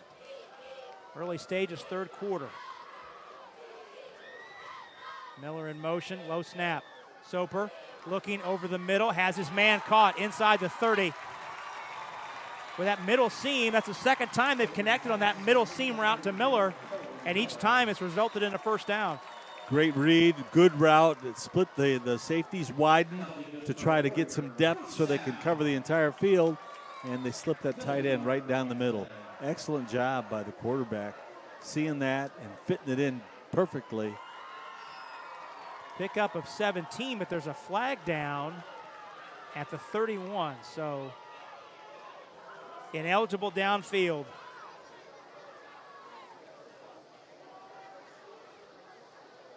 Well, that's going to take it away. Shooting themselves in the foot. Let's see what happened. And that was the story with Danville in the second half last week. And a similar script is playing out tonight, much to the dismay of the home crowd. Seemed to me the tight end was covered up. I read the umpire's lips. It looked like he said 51. No. So instead of it being 1st and 10 inside the Lebanon 25, it's 3rd and 10 back at the 49. Soper rolling to the wide side, mobile pocket, looks down the field, throws. It's caught by Tanksley right at the marker. He needed the 39, and he leapt at the 39 to bring it in. Let's see what kind of spot he got. It looked like he did not get a favorable spot. Boy, oh boy. Look like he caught that at the 39, and they marked him at the 40. Yeah. Oh boy, that's not a good spot. We like the play, though. Absolutely. We like the throw. He's rolling to his left. Throws the out beautifully. Just a little bit short. So 4th down and 1. Warriors are 0 for 1 tonight on 4th down. Soper's under center. And he'll give it straight ahead, pounding his way for the 1st down. That's Wooten. 1st down, Warriors.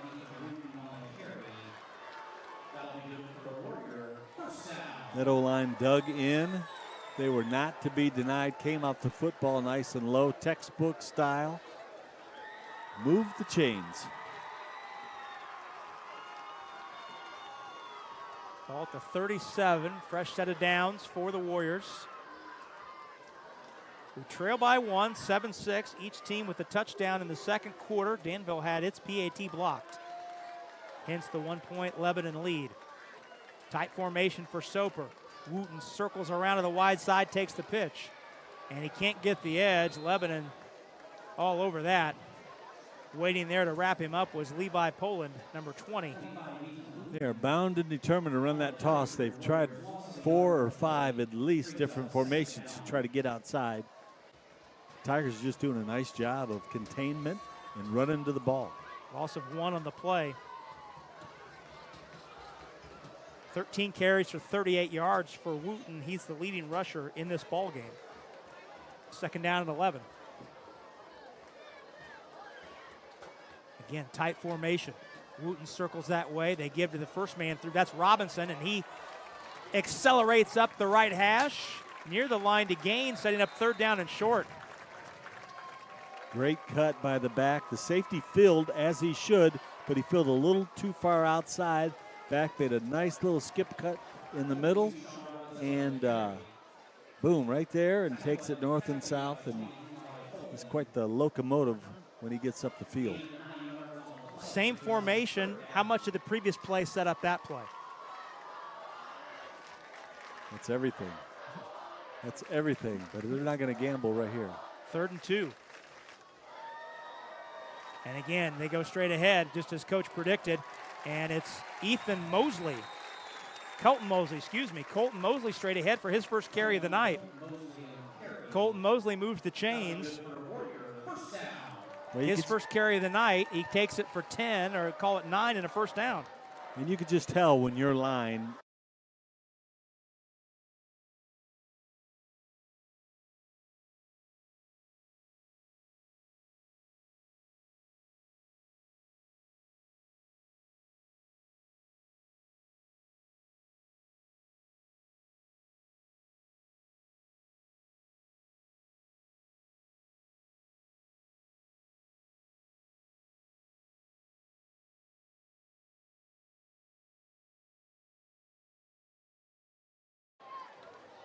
Well, one of us said they were going to open it up. You did. That one was dead wrong. Couldn't be me, could it? They're going to pound it away is what they're going to do. Robinson Can't blame them. Picks up 6. Call it 4, 4 for Robinson. It's the 10th play of the drive that began on the 49-yard line of Lebanon. Here they got it blocked. Pitch to the wide side again, and again, Shockley is the man there to blow up the corner. They had it blocked. Shockley just got off the block, and his quickness made him unblockable, and he saved what could have been a big gainer. Wooten with a loss of 2. Loss of 2 for Wooten. 3rd down and 8. Love that toss. Must have a pass come on off of it. 3rd down and 8. Inside 4 minutes to go, 3rd quarter. This has been a very deliberate, physical game. Soper stands in, has a man wide open. It's underthrown. He goes up to get it. He got it. Touchdown. Ball was underthrown, but Jay Scrafton adjusted first, and he went up to get it for the touchdown, and Danville has the lead. Excellent job of throwing the pass off that toss. Single receiver, ran the post. It was not beautifully thrown, but when both hands go up, it's gorgeous, meaning the officials.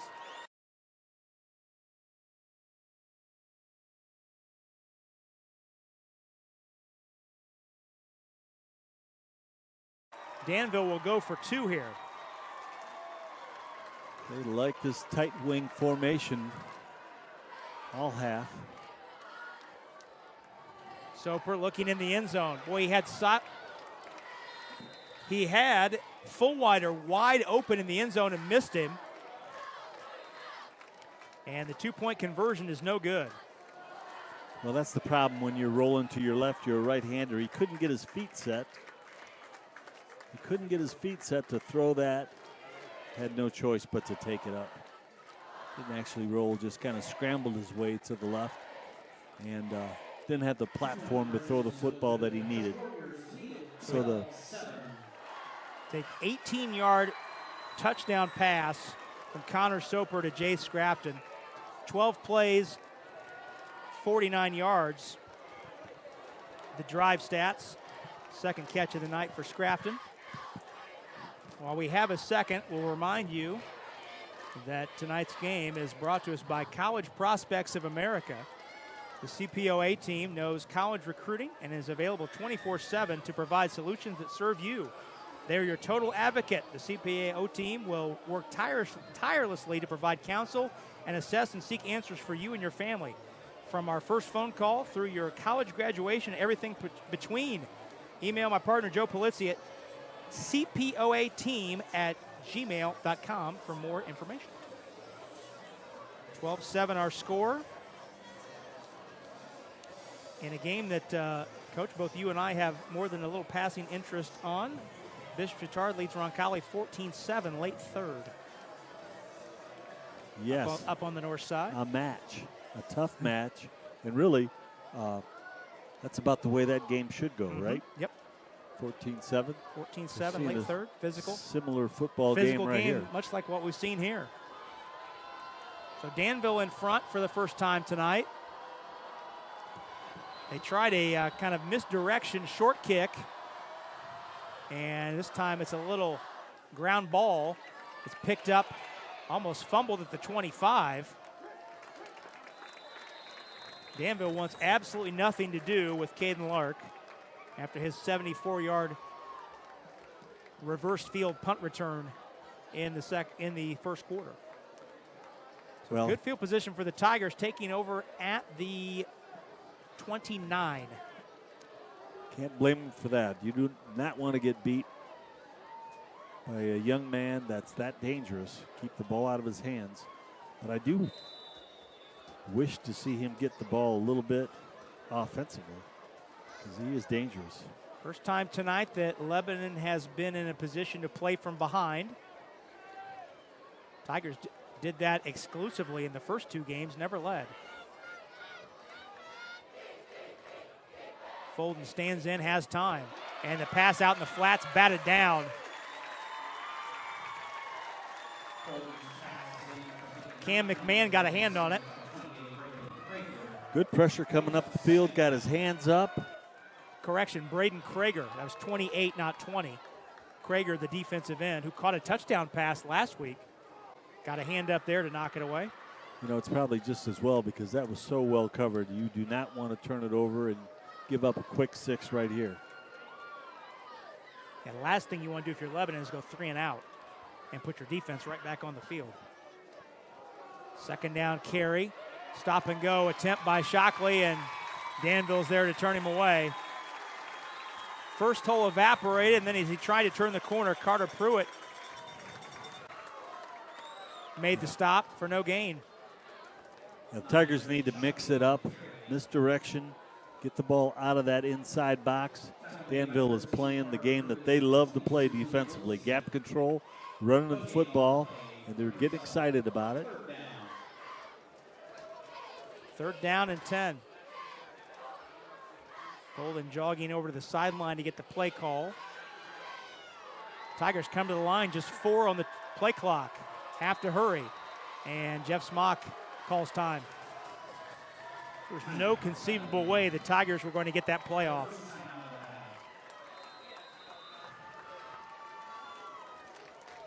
We'll stay here with 2:26 left in the third quarter, and Danville leading 12-7.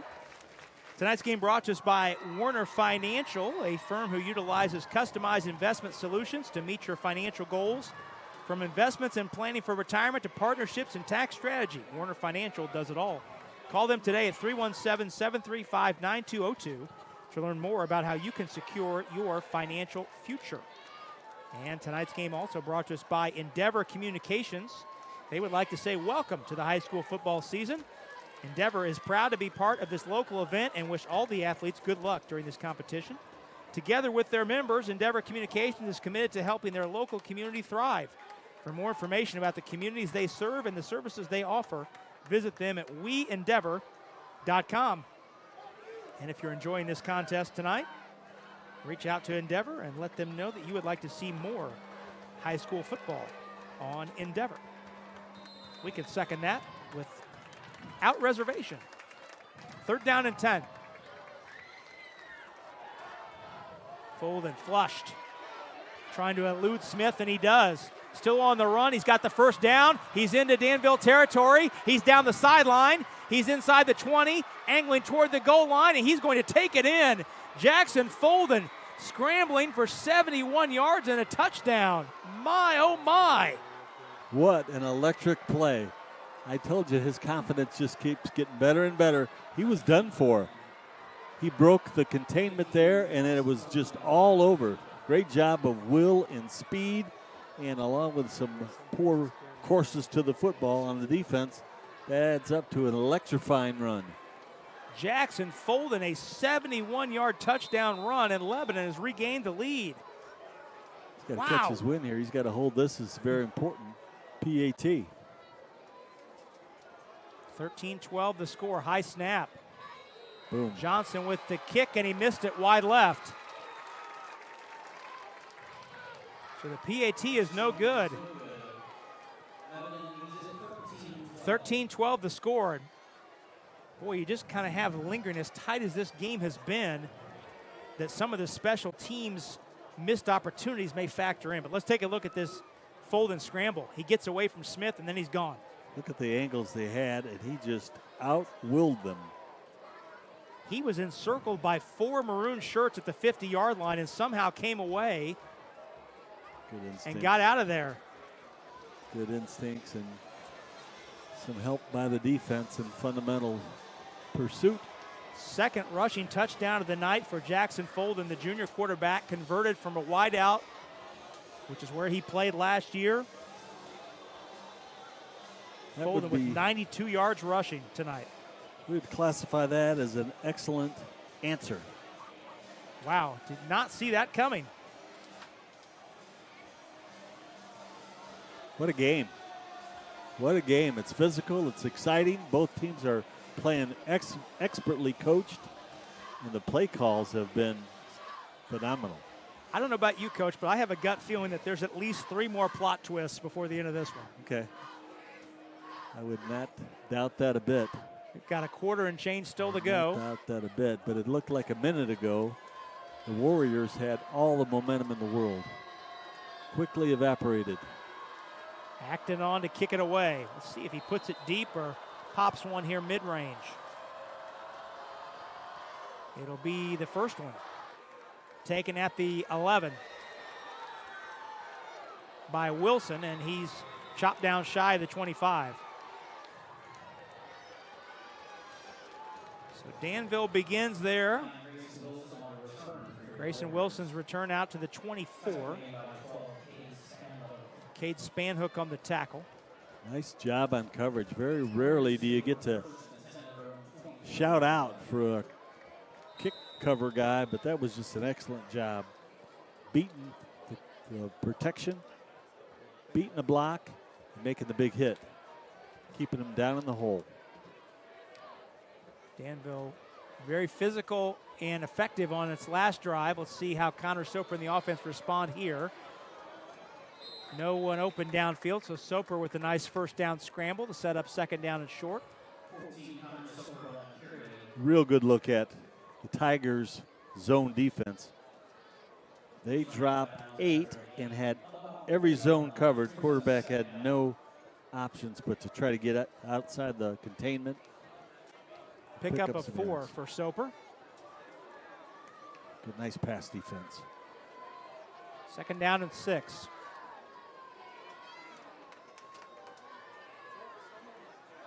Soper looks downfield, has a man wide open in the middle. It's caught by Caden Collins. He's got a first down out across the 40.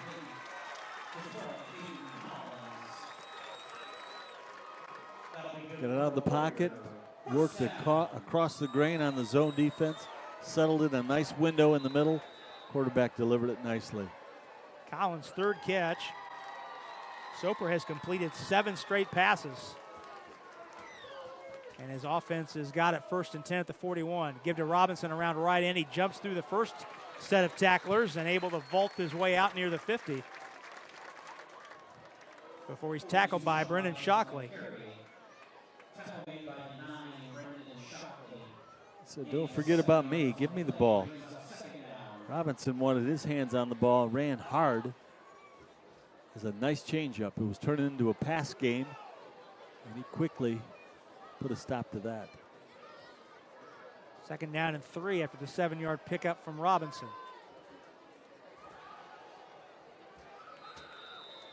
And not a lot there as Wooten runs right up the backs of his offensive line for not much.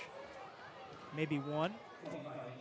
I like the contrast between kind of the elusive speed of Wooten and the physical pounding of Robinson. That's a nice 1-2 Danville has. Absolutely, absolutely. You can see why they want to run the football. They're trying to pull and trap up front, and it's allowing a little too much penetration. Tigers are quick up there. They may not be big, but they have some quickness. It's tough to trap a quick team like that.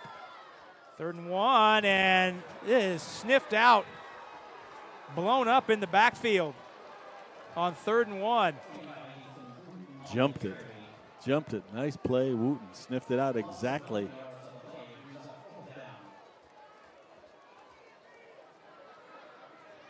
Loss of a couple there, and we're going to let this game expire. clock's ahead of the play clock. So Danville will let the 3rd quarter expire before the Warriors come back and run this 4th down play on the other side of the quarter break. We will take a quarter break as well. 13-12 the score. Lebanon on top. 12 minutes to play here from Danville. Should be entertaining. Stay with us. We're back after this. You're watching Indiana High School football on the ISC Sports Network. The ISC Sports Network is your home for sports content across the Hoosier State. Find us live on TV and streaming or archived on our website and our app. The ISC is your one-stop shop for the content you want to see, including high school sports, college sports, and other great events throughout the year. Subscribe to our streaming service and get access to it all. ISC, local lives here. Looking to keep your home comfortable year-round? Look no further than Masters Heating and Cooling. Right now, you can save up to $2,599 on new system installations with 0 down and up to 72 months financing. That's unbeatable value and unbeatable comfort. And if you're just looking to maintain your current home comfort system, we've got you covered with a $69 tune-up from Masters. Don't miss out. Both offers expire April 30th. Contact Masters Heating and Cooling today and experience the ultimate in home comfort. Rob Brown, Joe Polizzi, back with you on Hawaii night here at Hendricks Regional Health Field, raising money for the cause in Maui. Students doing their part to put Maui on everyone's mind and be generous with their wallets, wearing their Hawaiian garb. Down below us to our right, as we begin play to start the final quarter, 4th and 3 for Danville, and the Warriors down 1 are in punt formation. Collins gets away a short wobbly kick that will head out of bounds. That is not a very long kick. I know they wanted to avoid kicking it deep to Caden Lark, but that will go down as a 22-yard punt as it skipped out of bounds at the 30. They needed a boomer. Coach Comer was hoping for a boomer. Yeah, I think the thought there, Coach, is if you're not going to go for it, the way your defense is played, you pin them deep and play the field position game only down a point. But a punt to the 30 nullifies that a little bit. Doesn't always go as planned, now does it? Nope. That goes back to the statement you made in the second quarter. So you want to be a coach, do you? Do you know what you're getting into? 1st and 10 for Lebanon, leading this game. Second lead the Tigers have had tonight, led 7-6, then Danville led 12-7. Tigers back on top with the football, 13-12. Shockley covers up the football, driving his way forward for a couple. Neither team has turned it over yet. You get the feeling there might be one cooking here in the 4th quarter, and that might decide the game, especially if it occurs in a team's own half of the field. I will say they are playing it close to the vest. Nobody wants that turnover. And in a game like this, you know that's what loses games for you. So they're going to keep it close to the vest. Somebody will take a risk, but it must be calculated. Give to Shockley again. This time he's ankle tackled. Nice job by number 74, Braden Hahn, to ankle tackle him because Shockley had a little bit of a seam there. Yeah, if he would have ran through that one, he was gone. Well, maybe not. Safety came up well. Hahn tripped him up after a pickup of 4, 3rd and 3.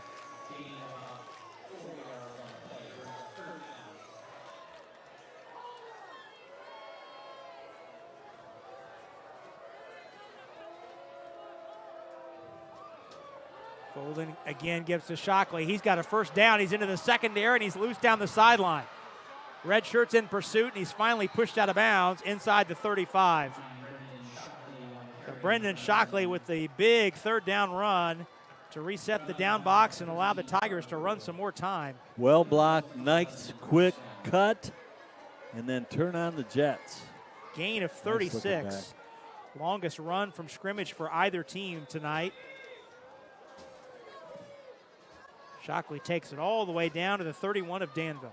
Great balance, great quickness, and knocking on the door. 56 yards for Shockley. Folden fakes the handoff, keeps it himself, and lunges his way inside the 25 for a good first down pickup.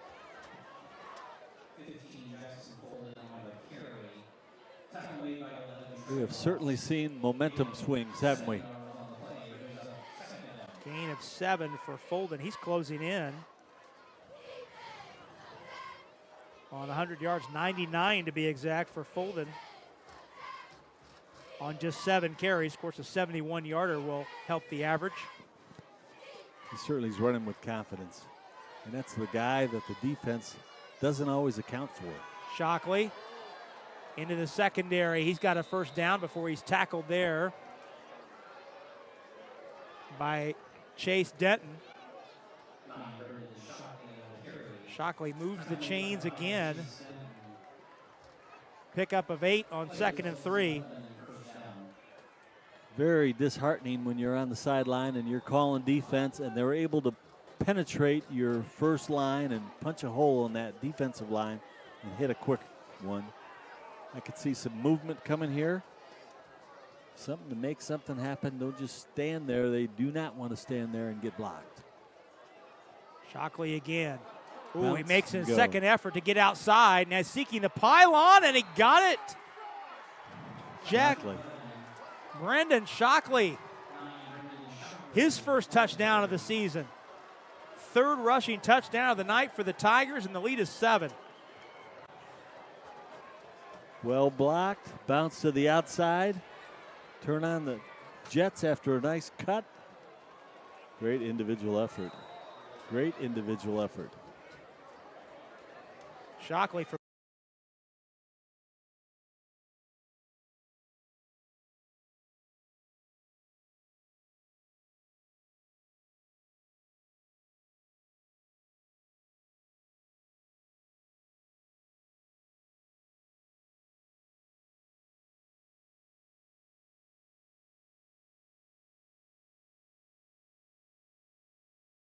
Lebanon leads this ball game 20-12. There's the run. Look at the run again by Shockley. What an effort by Shockley on the drive. Shockley had 67 yards rushing on the drive to put Lebanon up 8.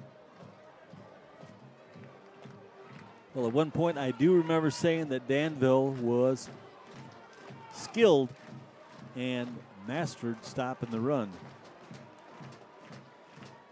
Well, again.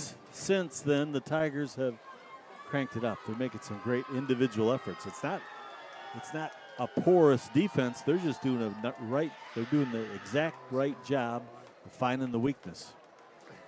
Well, for the second week in a row. Last week it was 230 yards rushing for Mooresville in the second half.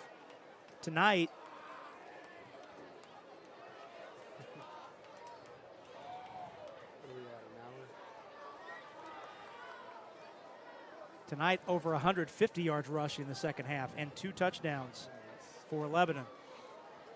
And a couple long ones, 71-yard touchdown run for Folden and a 36-yarder for Shockley on that drive. And Danville finds itself looking at its biggest deficit of the night, down 8 with 9:17 to go.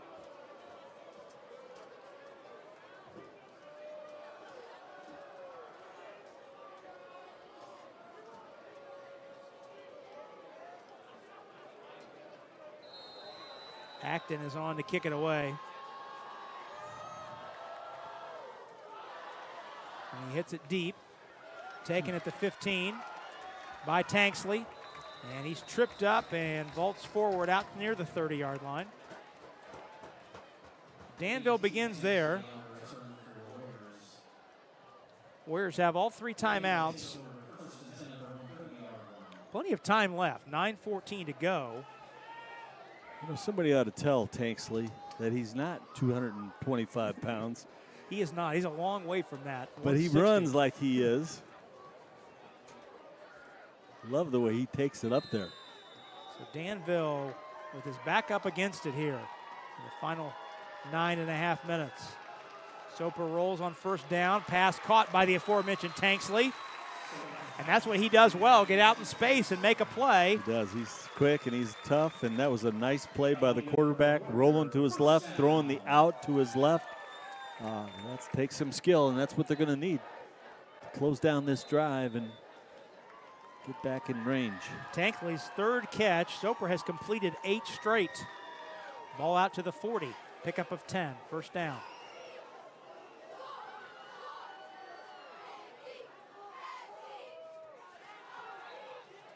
Soper looking downfield. Has a man. He's wide open.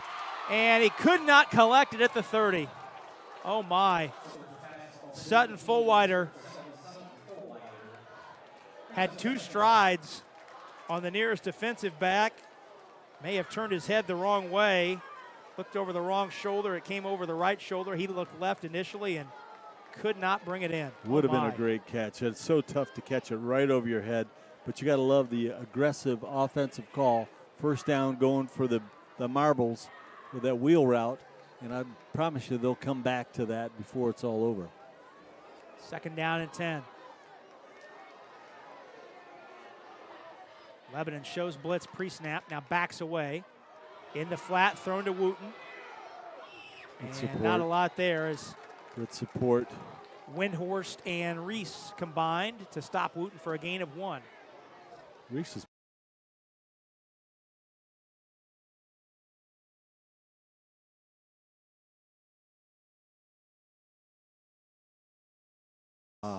he is an impressive young man. And he was a regional qualifier in the 100 meters last year, so you know he's got a little bit of speed. Yeah, he is. He's been impressive.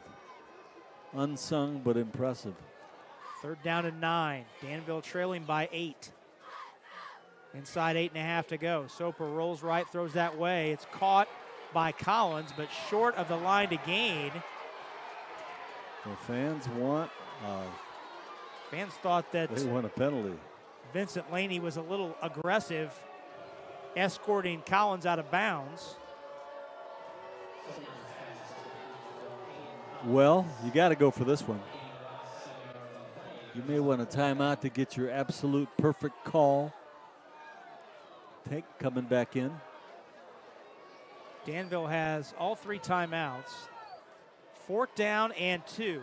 Line to gain is the 50. Ball at the 48. Trip set to the right of Soper, to the wide side. Soper looking, throws, has a man caught, and he's got room. Gone. Collins into the house for the touchdown. 52-yard touchdown on 4th and 2. Caden Collins' 2nd touchdown catch of the season. Soper's 2nd touchdown pass of the night. Just when you think you got it figured out, they're going to run the ball. They throw that quick post. Beautiful job, right in stride. Bringing it all the way home. Great execution, good call. What a game we've got here. Collins' 5th catch of the night. His 2nd longest catch of the season. He had a 63-yarder in week 1 at Greencastle. Down 2, the Warriors will go for 2. Have the choice of where they want the ball. They want it left hash.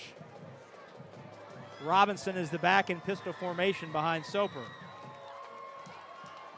Soper rolls, throws, and they got it. Teak Tanksley is the man to tie this game.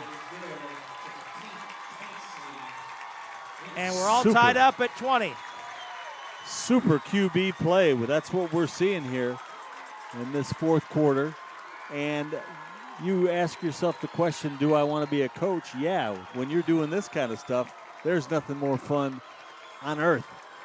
Great drive, electrifying drive. Take a look at the touchdown pass again on 4th and 2.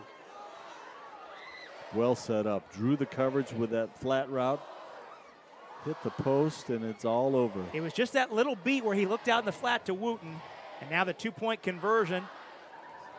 One-on-one play, Tanksley against Laney, and Tanksley finds it to tie the game. Tanksley's going to win that battle every time. Give him a step up field and then work to the flat. Nice route, and finally got their PAT situation worked out.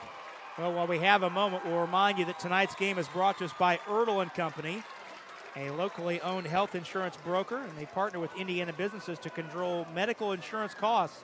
Their physician-led medical team travels directly to your business with the mission of delivering preventative care, chronic disease management, and weight management. Contact Erdel & Company today at 317-577-2777 for a free consultation so they can get started now, helping your group save money and increase profits. Coach, I believe that someone who looks a lot like me said that there may be a couple more plot twists coming. Okay. And I don't think we've exhausted our supply yet. I think there's still more afoot. Don't ruin your shoulder, patting yourself on the back. Yeah, that's right. Short kick.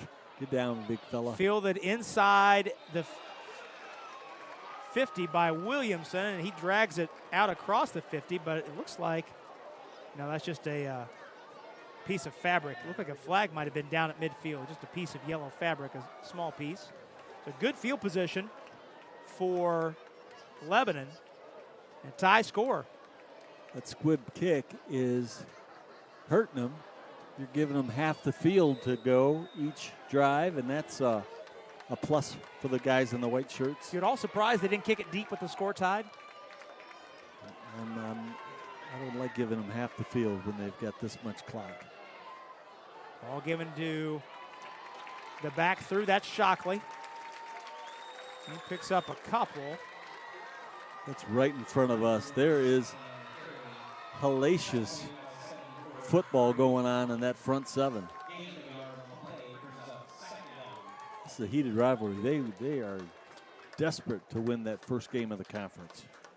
Both sides. It is more than a little bit physical up front at this point in the proceedings. It's just pounding it. Shockley with 81 yards and a touchdown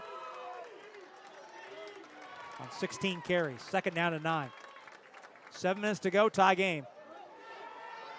Folden faked the pass. Now throws it in the flat to Lark. He's got a little avenue to accelerate down the sideline. And he's very close to the line to gain. That was a running play as it passed backwards.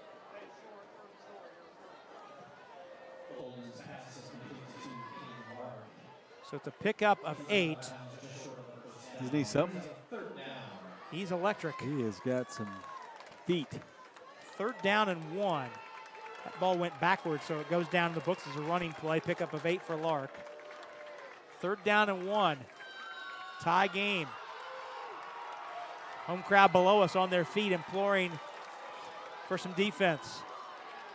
Shockley into the crowd, falls forward. He's got a first down. Webb and Hahn wrapped him up, but not before Shockley moves the chains. Shockley has been a workhorse here in this second half. Some good physical football in there. 6'6" Eli Bridges is earning his post-game meal. Evan Lawrence coming back on for Danville's interior. New set of downs for Lebanon. Tie score at 20 after Danville converted a 4th and 2 from midfield for a 52-yard pass. Shockley tries to run out of the first grasp, and he runs into the second grasp. That's the second time tonight that Lawrence has gotten behind the line of scrimmage to hold up a ball carrier, and then a teammate has finished him off. And now we have a man down, Jaden Ranney. The junior right guard is down, number 56. And he'll be tended to by the Lebanon athletic training staff. So we'll have a pause. A second down and 10 on the other side.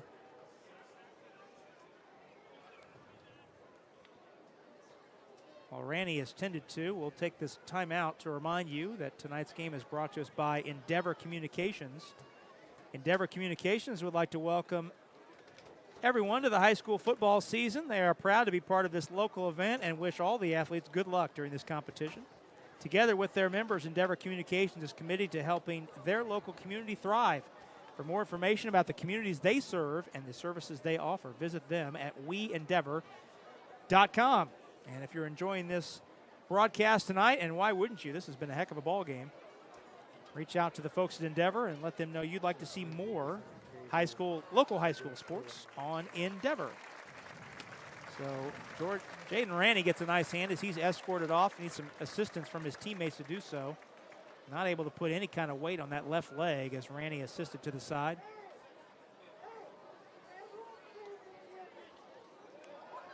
So as we resume play, second down and 6. 6:16 to go. And Lebanon has the football at the Danville 38.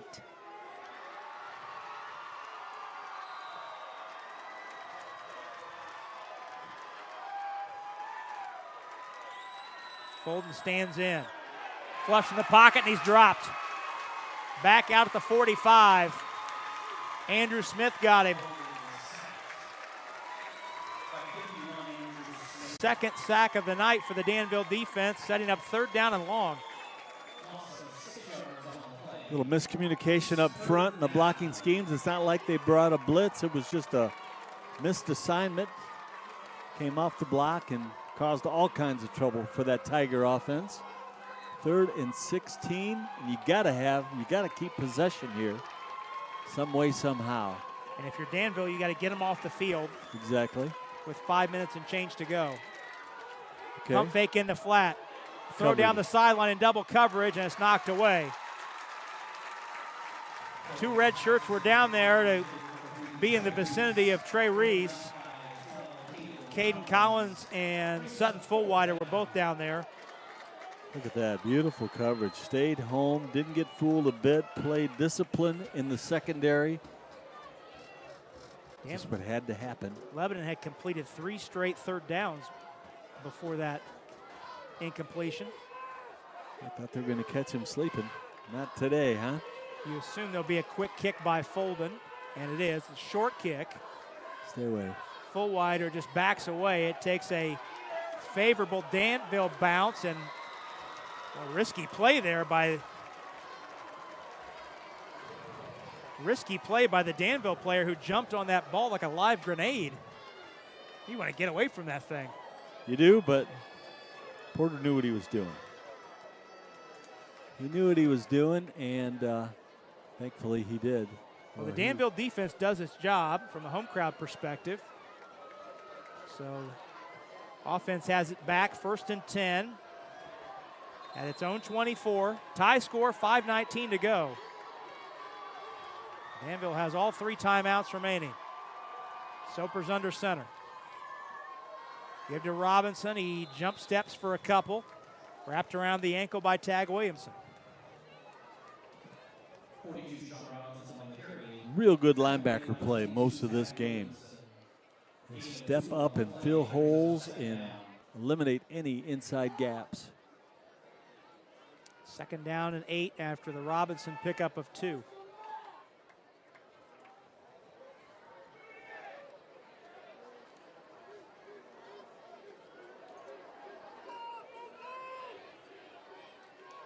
Soper in shotgun now, pistol formation on 2nd down. Looking over the middle, knocked away, and a flag flies in. Tanksley, the intended receiver.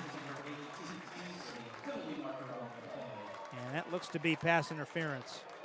We have 3 penalties for each team in the first half, just 1 combined in the second half. But that's a big one there. It'll be 15 yards. I don't know. Unlike in the pro game, it's not a spot foul. It's a 15-yarder. It's not an automatic first down. Obviously on 2nd and 8, it is a first down.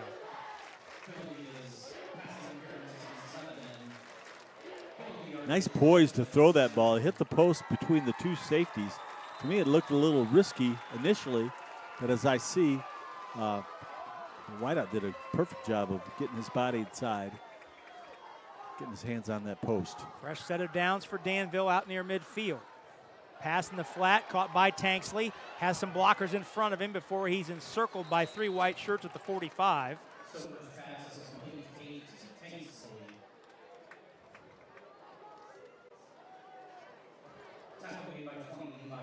Gain of 4. Tanksley's 4th catch of the night. So hard to hold those blocks out in the perimeter for that long. Tanksley hit the crease aggressively, but the defense just had too much time to get off blocks and make the play. But he sure does play recklessly. Soper rolling wide side. Has a man in the middle, caught. That's Scrafton at the 40. Just ran into an open spot and turned and posted up, and his Nice quarterback job. found him for the first down. Nice job. Those whiteout coaches worked hard on this. You push them deep, you get yourself some cushion, settle, catch the curl, work it up the field. Pickup of Getting fun 13. here, Rob. Getting fun. Pickup of 13. 3rd catch for Scrafton. Another fresh set of downs. Wooten makes a jump cut, and before he's undercut, and the ball comes out. Lebanon saying It has the ball, but the side judge calling the ball down. Ball came loose. Lebanon has it, but the side judge immediately indicated the ball was down when Wooten hit the ground. The ground cannot cause a fumble. The pickup of 8. Yeah, good call. Good call.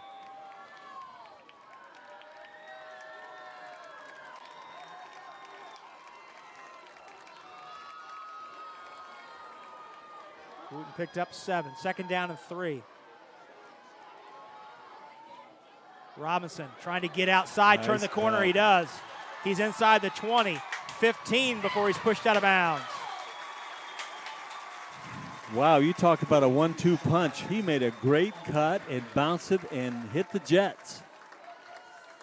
And Robinson was knocked out of bounds. And then there's a Lebanon player knocked out of bounds with Robinson. Bounce, outrun, and turn the corner.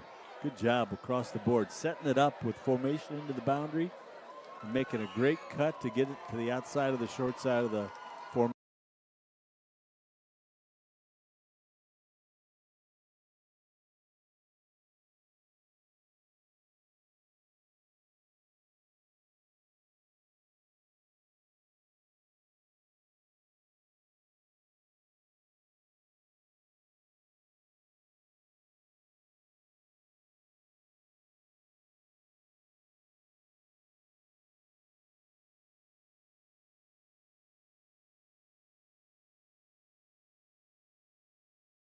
That, but he made a good decision by being patient. The curl route opened up, dropped it right in. Great execution. 6 points, very important. PAT right here. Scrafton's second touchdown catch of the night.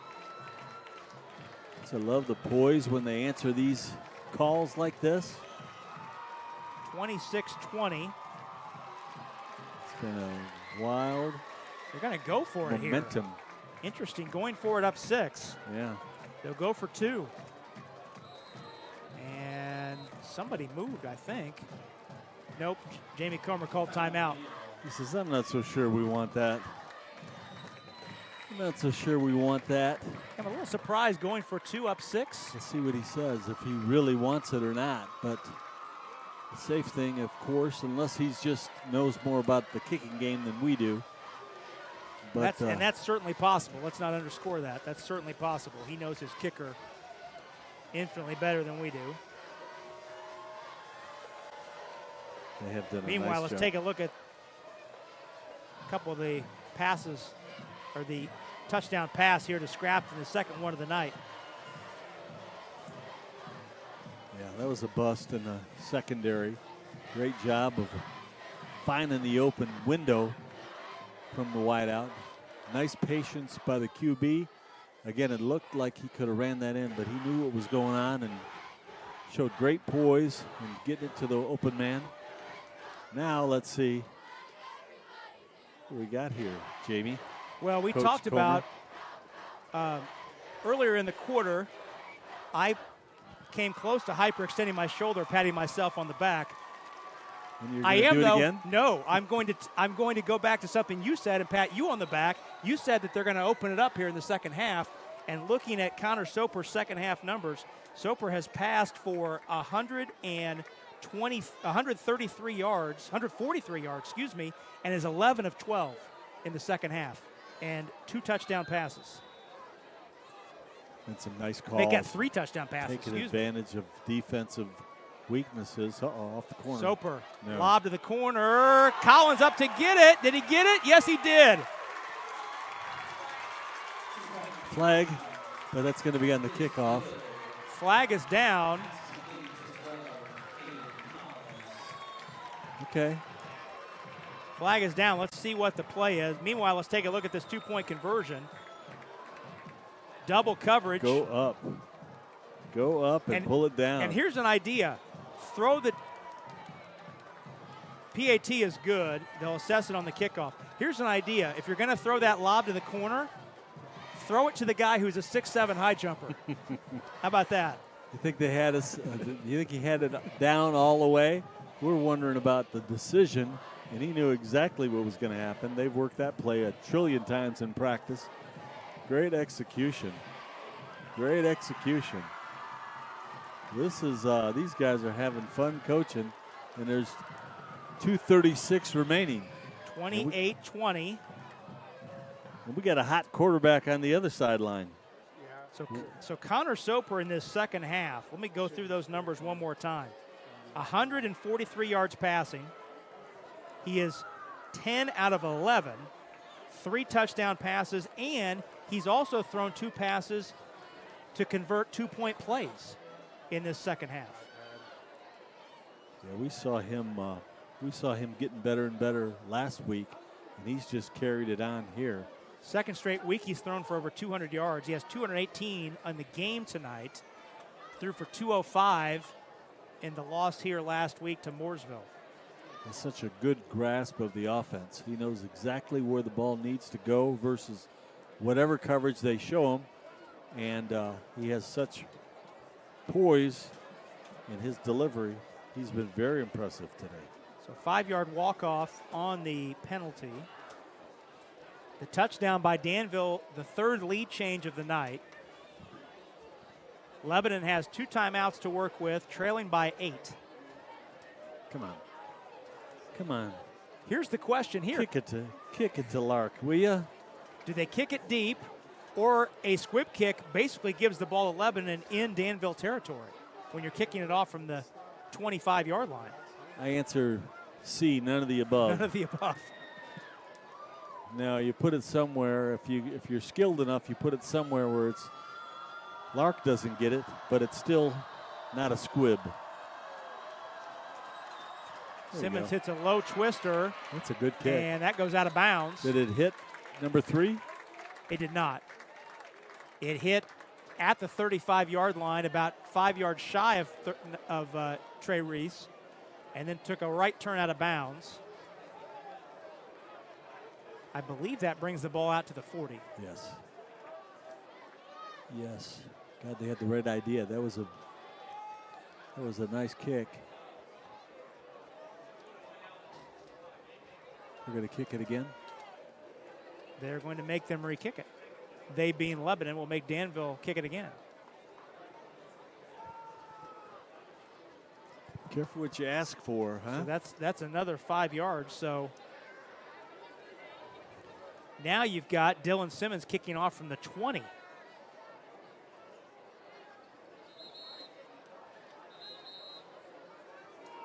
.236 to go. What a game we've had for you tonight. 3 lead changes. Great football, electric play on the field. 5 touchdowns in the second half after 2 in the first half, combined between the 2 teams. Combination of good rock solid fundamentals and electric skill play.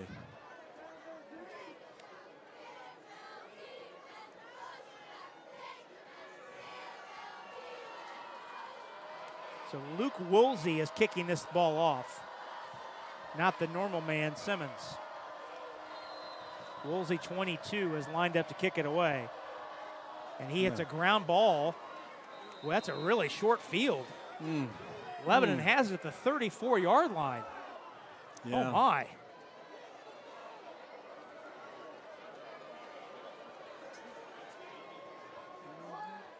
Fourth Lebanon drive tonight, beginning in plus territory. This one starts at the 34-yard line of Danville.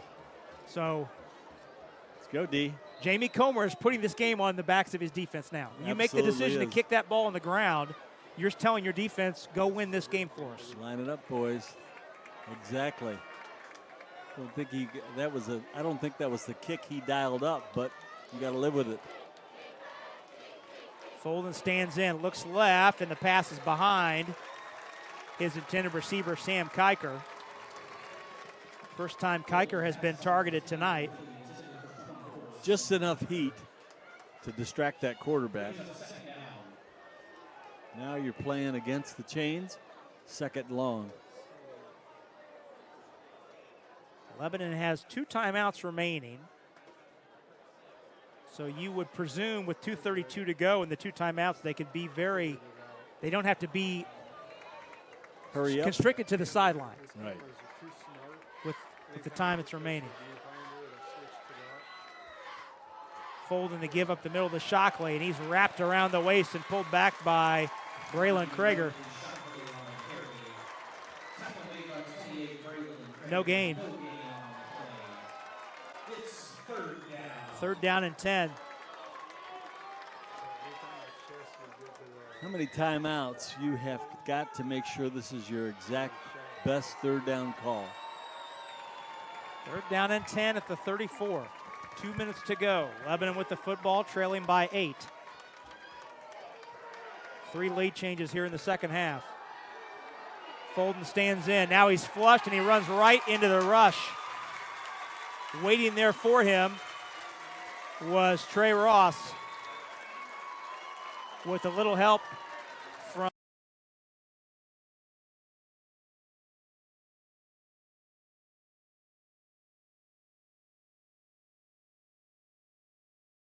that pocket collapsed so quickly it hurt to have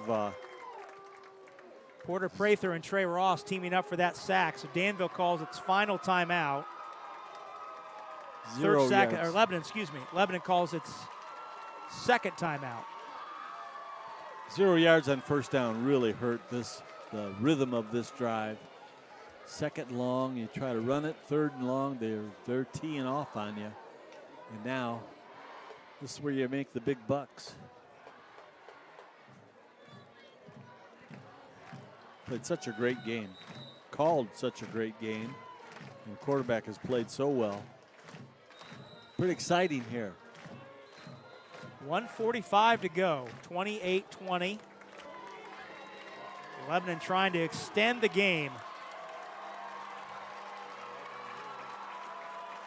Danville trying to get one more stop and move to 1-0 in the Sagamore Conference. We got a little confusion, a little bust in the secondary.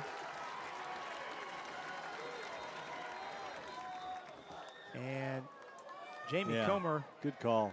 He's had some key timeouts at the right time. Did not like No, they were bouncing what around. he saw. They were bouncing around unsure, and that was the perfect time to make that correction. Well, typically when you see one of the coaches with a headset on jumping around pre-snap like his pants are on fire, something is amiss. Yeah, that outside backer lined up on the wrong side, and then he just lined up and he was ready to come. And you know that would have left a zone wide open. So they're going to get it ironed out. Second time tonight that we've seen Lebanon call a timeout, come out to run a fourth down play, and Jamie Comer did not like either what he saw from Lebanon or what he saw from his own alignment. He called a consecutive timeout. Master of the game. So fourth down and 11. Here we go.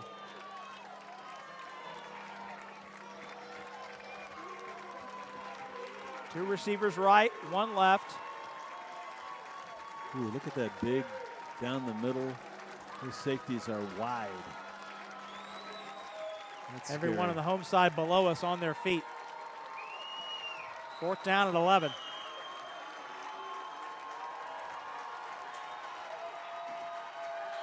Four-man rush. Folden stands in. Pass caught by Lark. Seeking the chains. He's got it. Ho, ho, ho. My, oh, my. Lark turned on the athleticism as he turned the corner, and he moves the chains on fourth down. What a play. Nice job. Ran off the safeties, hit the underneath, and somebody has been saying all game to get him the football. I'm not sure which one of us. Somebody who looks a lot like you. 11-yard catch. Lark has 6 catches. Huge fourth down conversion. 4 and more shots. Lark got out of bounds to stop the clock. So Lebanon did not have to use its final timeout. I don't know who's recruiting Lark, but they better get on him. Only a junior. First and 10 at the 24.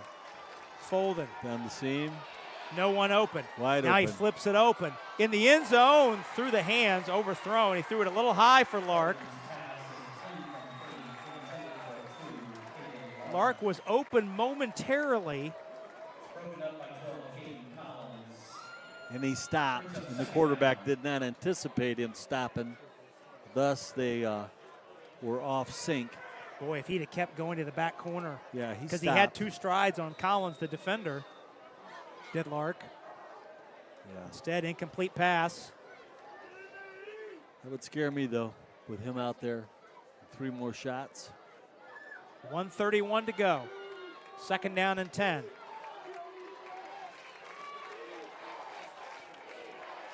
Folden swings it out to the wing. Caught by Pollock. Running. But he's no gain. Folden's pass is complete to 9. Brendan Shockley. Tackle made by 12, Caden Collins. That was Brennan Shockley, on the catch. Injury timeout as there's a man down in front of the Danville bench. I believe it's a Lebanon player, however.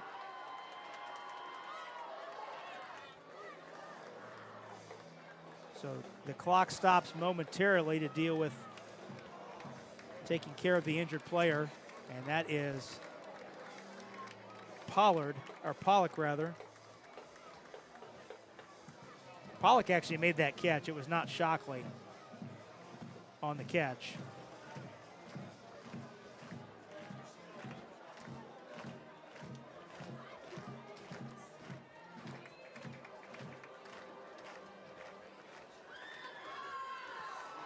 .120 to go.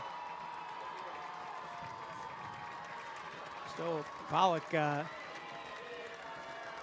hurts. Taking his time getting off the field as he was shaken up on the hard tackle right in front of the Danville bench. I believe, though, he was tackled in bounds, so when Pollock gets off the field, they should wind the clock.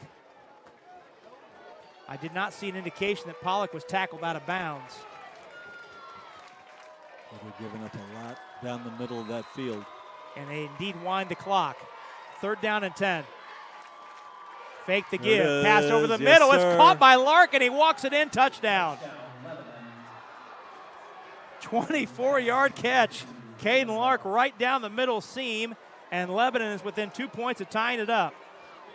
Those safeties were outside the hash, and they just threw a clothesline down the middle of that field to the best athlete on the field.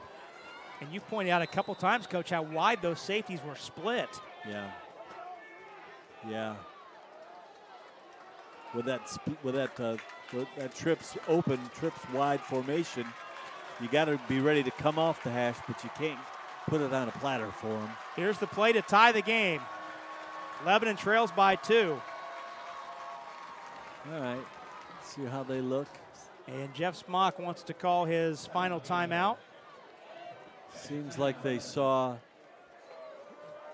There's man Jeff Smock coverage with the visor on, talking to his team. Smock in his 7th year, a Lebanon graduate. Let's take a look at this touchdown pass. First touchdown pass of the night for Folden. After Lebanon's 3 previous touchdowns, 2 of which were from Folden, were on the ground. Looked like the left safety bit down for some reason, and it was thrown over the top of them. They saw what they wanted. They got their trips formation. It's going to be man coverage if they come back. So that means some kind of a pick or rub route for the 2-point play. How exciting is this? Huh? Pretty good. Fantastic. Pretty good. Offensive coordinator Mark Brown talking to his offense there. So here we go. 2-point lead for the home team, Danville. Lebanon going for 2, trying to tie it up. 3 receivers to the right, 1 to the left. Coverage. And the play's blown dead. Jamie Comer wants time. 3rd time tonight we've had back-to-back timeouts called by the respective head coaches. He had a guy misaligned, and he jumped in where he was supposed to be late. And Jamie said, we're not taking a chance with this. So team's out of timeouts. This is like a poker game, and who's going to blink first? It is. We wondered why he went for 2.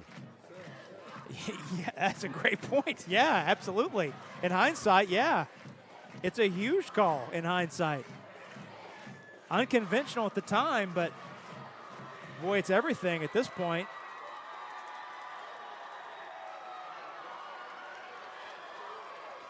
So 2-point game, 28-26.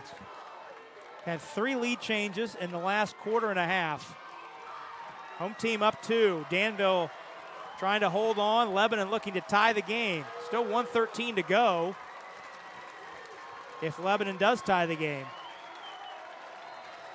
Folden has 3 to his right. Rolling that way. Looking in the end zone. He overthrew his man. Intended receiver was Colton Pollard. The defense hold. They got bottled up in that corner. Nobody really made the adjustment to get open. And he had no choice but to take a look again. It looked like Pollard was open. He broke free. But the heat coming from the rusher caused Folden to throw that ball a little quicker than he wanted to. He didn't have time to measure it. Exactly. It was just, that was a touchdown if defense didn't play the way they played. And it's fitting that this game came down to a great individual defensive effort. But it's not over, is it? It is not. Lebanon is out of timeouts. Yeah, you would presume if Danville's able to recover an onside kick, the game is over.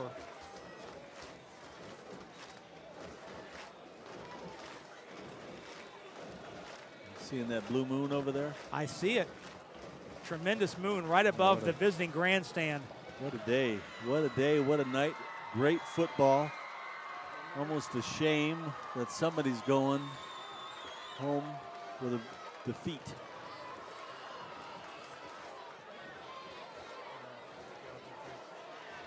So the proverbial hands team on the field. There's that moon we were talking about right over the visiting grandstand off to the east. All right. This is your best, most dependable hands guys.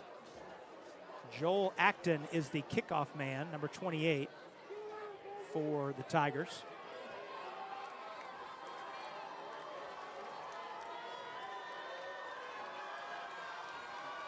Who's out there saying, kick it right at me? I want that ball.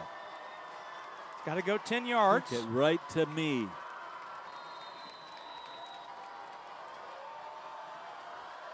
And Acton hits it. Game over. A little too much on it, and Scrafton is there to fall on it. It didn't get that second hop that the kicker's always hoping for to get up in the air. That ball stayed low. Had too much on it. Scrafton recovers. Seemed like he kicked it with the end of his foot up in the toe area versus getting a big foot on it that would have made that hop. And now, presumably, all that's left for Danville is the kneel downs. 28-26. Warriors lead.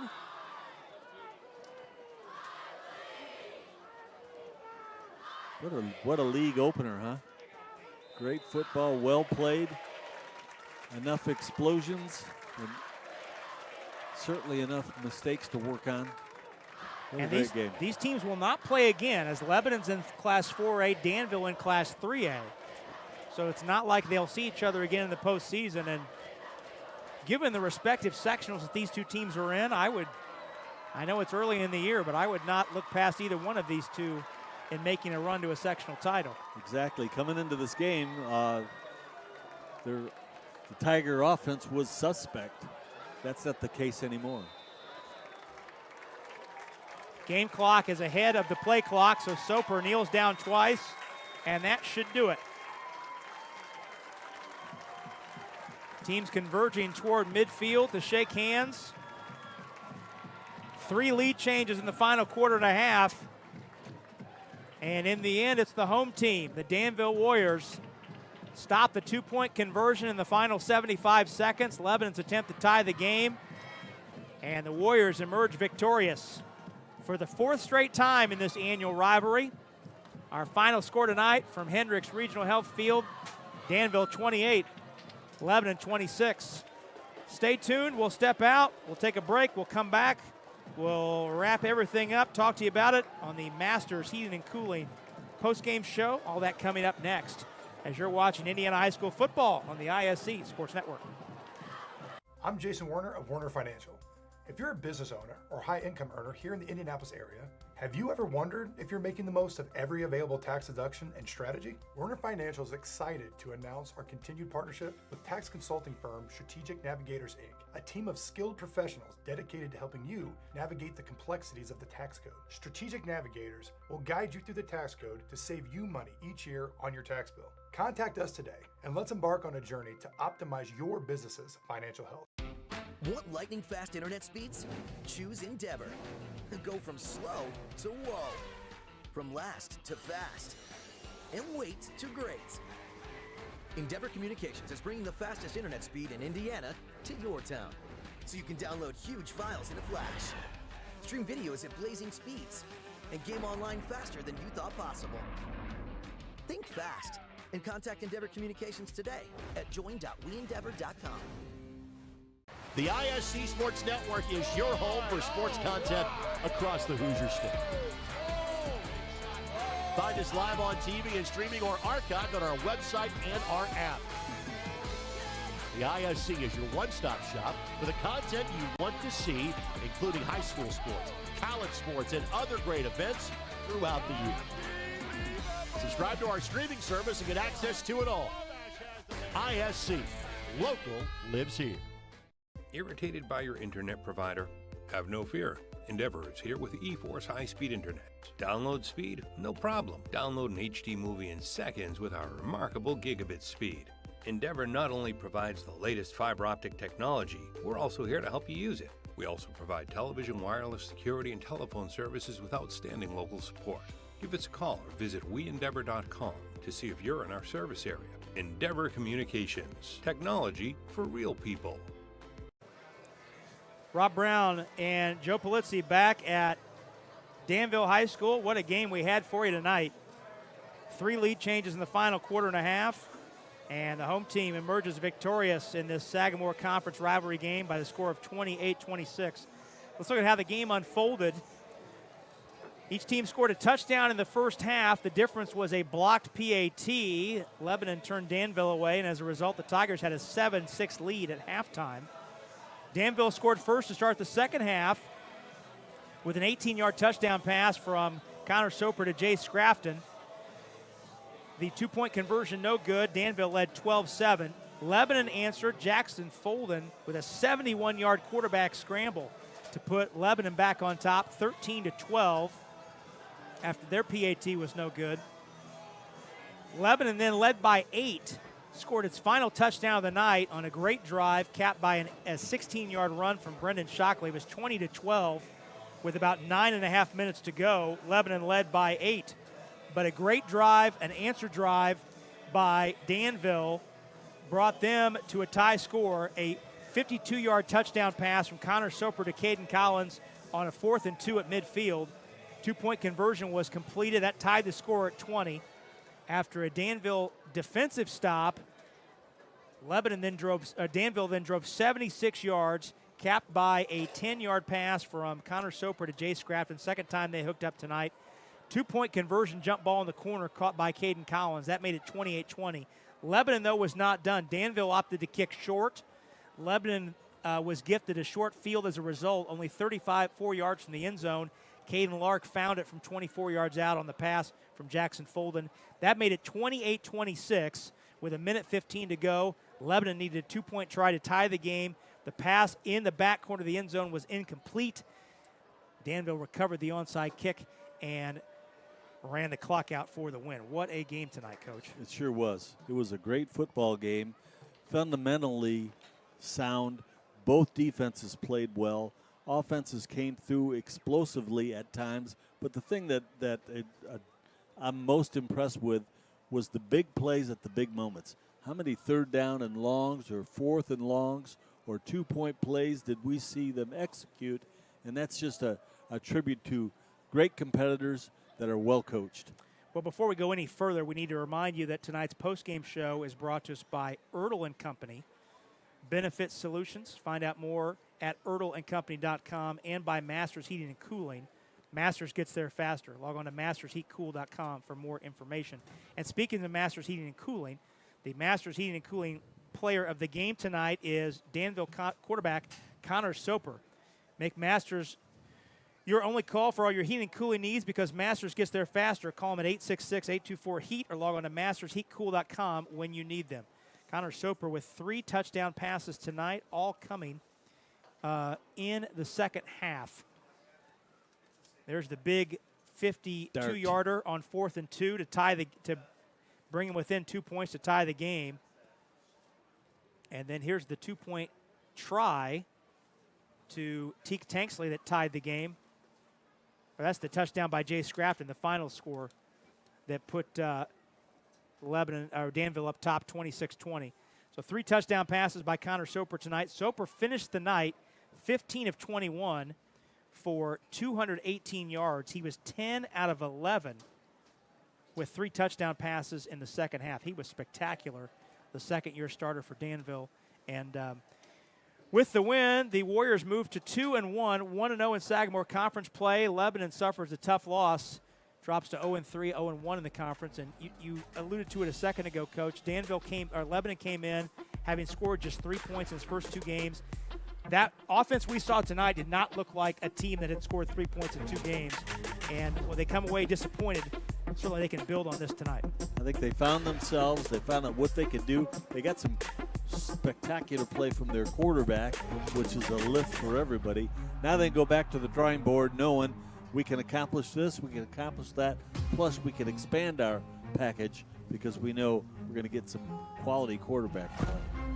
The quarterback, Jackson Folden, for Lebanon threw for a touchdown pass, ran for 2, runs of 7 yards and 71 yards. He's got a lot of upside as he continues to work through that transition from being a wideout last year to a quarterback this year. There's the 70-yard touchdown run for Folden. Coach, it was a pleasure. Enjoyed it tonight. That was a lot of fun. It was a lot of fun. Great game for you here on the ISC Network. Great crew with us as well. Greg Mash, our director. Greg Sharp, our camera operator. I'm Rob Brown. Again, our final tonight from Hendricks Regional Health Field. Danville defeats Lebanon and wins its 4th straight in the annual rivalry by the score of 28-26. On behalf of our entire ISC Network crew, it's been Rob Brown. Until we talk to you next time, so long, everybody.